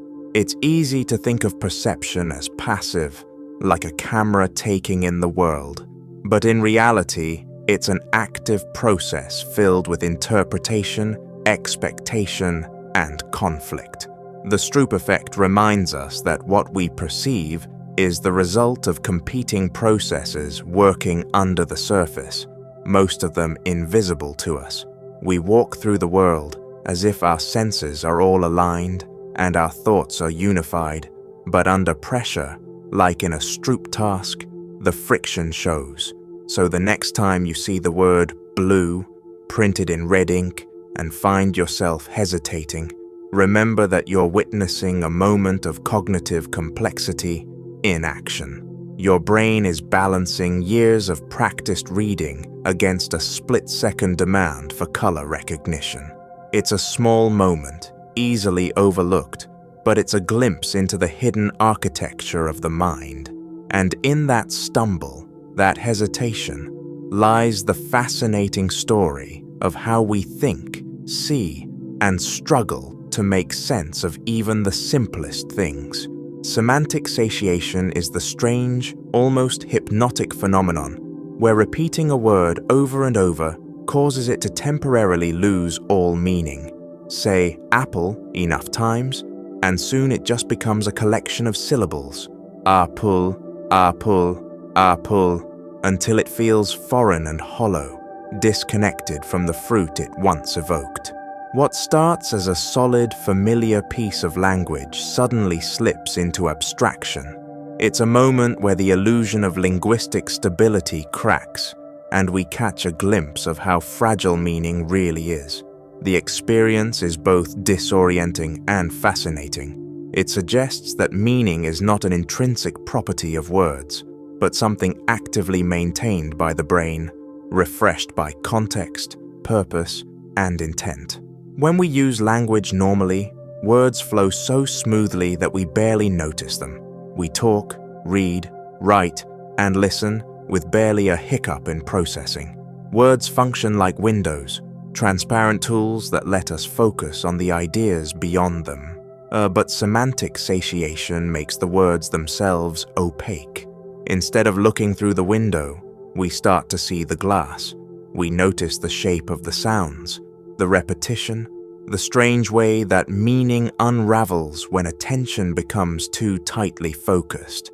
It's a subtle but profound reminder that language isn't as concrete as it seems. It's more like a shared hallucination, fragile, flexible, and constantly rebuilt in real time. This phenomenon is thought to occur because of a kind of neural fatigue. When a word is repeated rapidly, the neurons responsible for processing its meaning become temporarily desensitized. It's similar to what happens with sensory adaptation. If you stare at a bright light, your eyes adjust, and the light seems to fade. If you hear a constant noise, you eventually stop noticing it. Semantic satiation works the same way, except the fading happens not in the ears or eyes, but in the part of the brain that links sounds to concepts. The repetition overloads the circuits that handle semantic processing, causing them to dull their response. Without that connection firing, the word becomes empty. What's striking is how quickly and reliably this happens. You don't need a laboratory to test it. Just say any word 20 or 30 times, and you'll feel it slip. This points to just how active and energy-intensive meaning really is. The brain isn't passively storing definitions. It's dynamically interpreting language every time you hear or say something. Meaning is not stored like a file you open. It's more like a performance your brain puts on, using memory, context, and expectation to bring words to life. Semantic satiation breaks the performance, revealing the scaffolding underneath. It also raises deeper questions about how we treat language in daily life. We often assume that words are solid containers for meaning, that saying something clearly is the same as communicating truth. But words are only as meaningful as the context we give them. Without context, they're just sounds. Without shared understanding, they fall apart. And when we stare too long, when we fixate and isolate a word from the web of usage that supports it, it crumbles under its own weight. This might be why poetry, mantras, and chanting can be so powerful. They play at the edge of semantic saturation, using repetition to shift language from the rational to the emotional or even the mystical. In those moments, words become sounds, rhythms, feelings, not just carriers of meaning but experiences in themselves. There's also a strange parallel between semantic satiation and philosophical doubt. Just as repeating a word reveals its hollowness, examining a belief or concept too closely can make it feel less certain. Questioning a truth over and over can erode its emotional clarity, even if its logic still holds. Language, in this sense, is not immune to collapse. It's held together by habit, consensus, and utility, not by any inherent stability.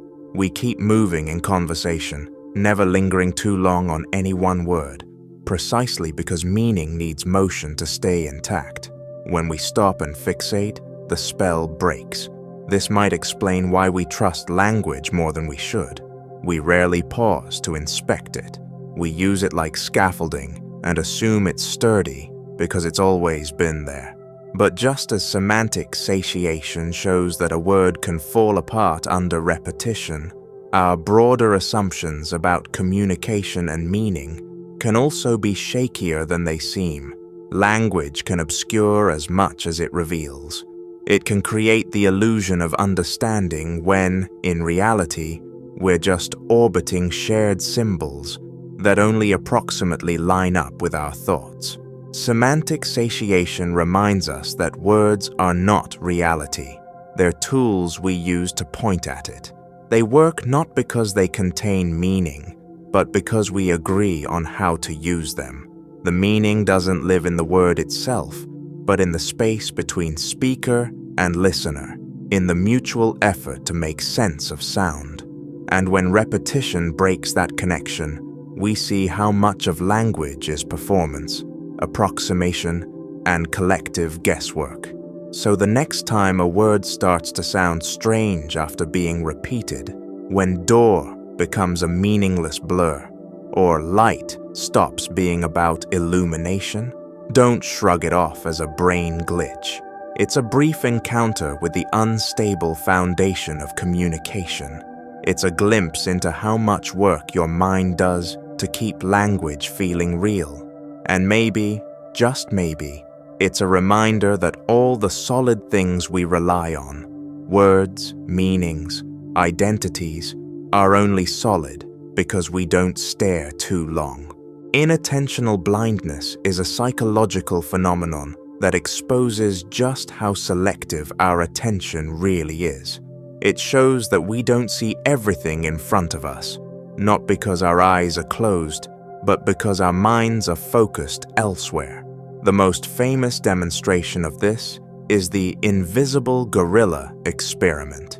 In it, participants are asked to watch a video of people passing basketballs and count the number of passes made by one team. In the middle of the video, a person in a gorilla suit walks into the frame, beats their chest, and walks off. The whole thing lasts about 9 seconds. You'd think no one could possibly miss it, but shockingly, about half the viewers do. They're so focused on the counting task that they literally don't see the gorilla. It's not a trick or a flaw in the video. It's a flaw in perception. We believe we're aware of our surroundings, but our awareness is far more limited than we think. This experiment reveals a fundamental truth about attention. It's not just about what we see, but about what we're looking for. The human brain is an efficiency machine. It filters out what it considers irrelevant so it can focus on what seems important. That filtering process happens so automatically that we rarely question it. But it means that our perception of reality is incomplete, and sometimes dangerously so.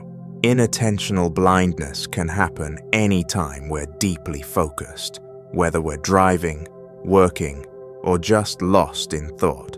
A driver may not see a pedestrian, a radiologist might miss a visible anomaly on a scan, or a pilot might overlook a warning signal. These aren't mistakes made out of carelessness. They're a function of how attention works. When we zero in on one thing, we're blind to others, even if they're right in front of us. This has powerful implications not just for safety, but for how we understand ourselves and the world around us. What are we missing right now? What truths, opportunities, dangers, or wonders are in our field of vision, but outside our field of attention? The uncomfortable answer is probably more than we realize. Our minds construct a coherent picture of the world, but that picture is stitched together from selective data. We assume we're seeing the whole movie, but often we're just catching a few scenes and filling in the rest. Our confidence in our own perception is misplaced. Inattentional blindness also plays a role in everyday life in subtler ways. It affects how we interact with others, how we make decisions, and how we remember events. In conversations, we might miss a friend's discomfort because we're focused on telling our story. At work, we might overlook a brilliant idea because it doesn't come from someone we expect to be creative. Even in leisure, we may miss beauty and surprise because we're looking at our phones or mentally planning the next thing. We walk through the world with blinders on, believing we're fully present, but often we're only present to what we've decided matters. The phenomenon also raises philosophical questions about the nature of reality and awareness. If we can fail to see something as obvious as a person in a gorilla suit, how can we trust that our perception is accurate? And if we can't trust our perception, what does that say about how we form beliefs, make judgments, or construct meaning? We often think seeing is believing, but inattentional blindness shows that believing is seeing, that what we expect and focus on determines what we perceive. This means that our reality is more subjective and fragile than we'd like to admit. Inattentional blindness can also be influenced by bias. What we pay attention to is shaped by our culture, values, and prior experiences. If we expect a certain kind of person to behave a certain way, we might overlook signs that contradict our expectations. If we're taught that success looks a particular way, we might ignore alternative paths or undervalue different forms of intelligence. This selective attention reinforces our existing views and makes it harder to notice what challenges them. So, in a sense, inattentional blindness is not just a perceptual glitch, it's a mirror of our mental priorities. Still, knowing about it gives us some power. If we understand that attention is limited and biased, we can take steps to broaden our awareness. We can pause more often, question what we're not seeing, and make room for surprise. We can try to listen without preconceptions, look without fixed goals, and approach the world with a little more humility. That doesn't mean we'll eliminate blindness entirely, but we might catch a few more gorillas. And in doing so, we might live more fully, not just noticing what we expect, but being open to what's actually there.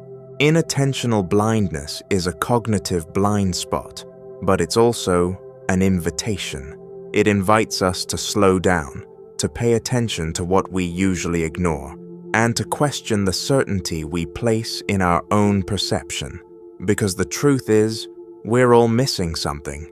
The world is bigger, stranger, and more complex than we can take in at once. And maybe the most important things are the ones we're not looking for. So ask yourself, what gorillas are walking through your life right now? What's right in front of you that you haven't seen yet? Not because it's invisible, but because your attention is somewhere else. The moment you ask that question, you're already seeing a little more. Every dream is a new world, handcrafted by your unconscious mind each night as you sleep. Without effort, without awareness, your brain constructs entire realities. Places that have never existed, characters you've never met, rules of physics that defy logic, and stories that unfold with their own momentum. You're not just a participant in these dreams, you're the architect. Somewhere deep in your mind, neural patterns fire in just the right sequence to build skies, cities, creatures, and conversations. Time passes, emotions rise, events unfold, and when you wake up, it all vanishes like smoke. And yet, while you're in it, it feels real. Sometimes more real than waking life. That's the strange power of dreaming. You become a god of miniature worlds, spinning entire dimensions out of silence and darkness, all without ever meaning to. The most ordinary person becomes a limitless creator in their sleep. One night you might be running through endless corridors in a city that seems vaguely familiar, yet completely invented. Another night, you're flying over oceans or talking to people who don't exist, speaking languages that have no name. Your dreaming mind improvises entire environments with consistency and depth, complete with gravity, lighting, texture, and sound. The people you meet seem to have thoughts and feelings of their own. They surprise you, argue with you, comfort you. Yet every one of them is you, not just imagined by you, but created within you. by processes you don't control and can't observe directly. These dream characters can say things you didn't plan. They can make you laugh or cry. They can betray you or help you solve problems. But the whole time, they are generated by the same mind that lies sleeping in bed. What's especially remarkable is that the rules of dreams don't have to match the rules of waking life. In fact, they often don't. Time loops, physics bend, logic dissolves. You might jump from one scene to another with no explanation, or wake up remembering you were both a child and an adult at the same time. And while you're dreaming, this often makes perfect sense. The dream reality is coherent enough to carry emotional weight and narrative structure, but flexible enough to shift shape at any moment. It's a form of storytelling that blends cinema, memory, and hallucination into a seamless, immersive experience. Your mind becomes a movie studio with infinite budget, no script, and total creative freedom. Scientists still don't fully understand why we dream or how the brain generates such vivid simulations. Some theories suggest dreams help process emotions, consolidate memories, or rehearse for real-life challenges. Others propose dreams are a kind of cognitive housekeeping, a side effect of neural activity during REM sleep. But these explanations, while compelling, don't quite capture the raw strangeness and intensity of dreaming. Why should the brain create such rich, immersive narratives if it's just sorting data? Why not just shut off completely, or produce static images like a screensaver? The answer might lie in how central storytelling is to human consciousness. Even in sleep, the mind wants to explore, simulate, and create meaning, even if that meaning dissolves in the morning light. Dreams also reveal how little control we actually have over our own minds. We think of ourselves as coherent individuals, steering our thoughts, choosing our paths, constructing our lives with intent. But in dreams, we see a different side of ourselves, one that doesn't need logic or linearity, one that can conjure fear or joy without reason. The dreaming mind is wild, ancient, symbolic. It draws from your memories, your fantasies, your fears, and weaves them into something that feels alive.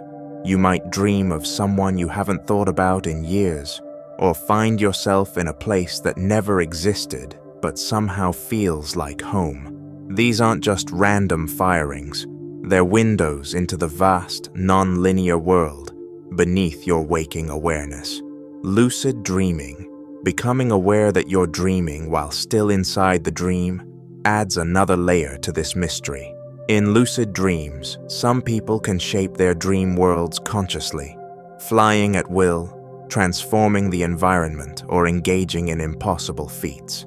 It's the closest we come to experiencing true godlike power, at least subjectively. You know nothing is real, and yet the emotional impact is profound. You can feel wind on your skin, taste food, fall in love, face your fears, all in a world you know is made entirely of thought. It suggests that reality, or at least our experience of it, may be more about perception than external truth. Every night, without your permission or participation, your brain creates new universes. You forget most of them, of course. They vanish like breath on glass. But occasionally, a dream lingers, a strange image, a haunting feeling, a conversation you can't quite explain.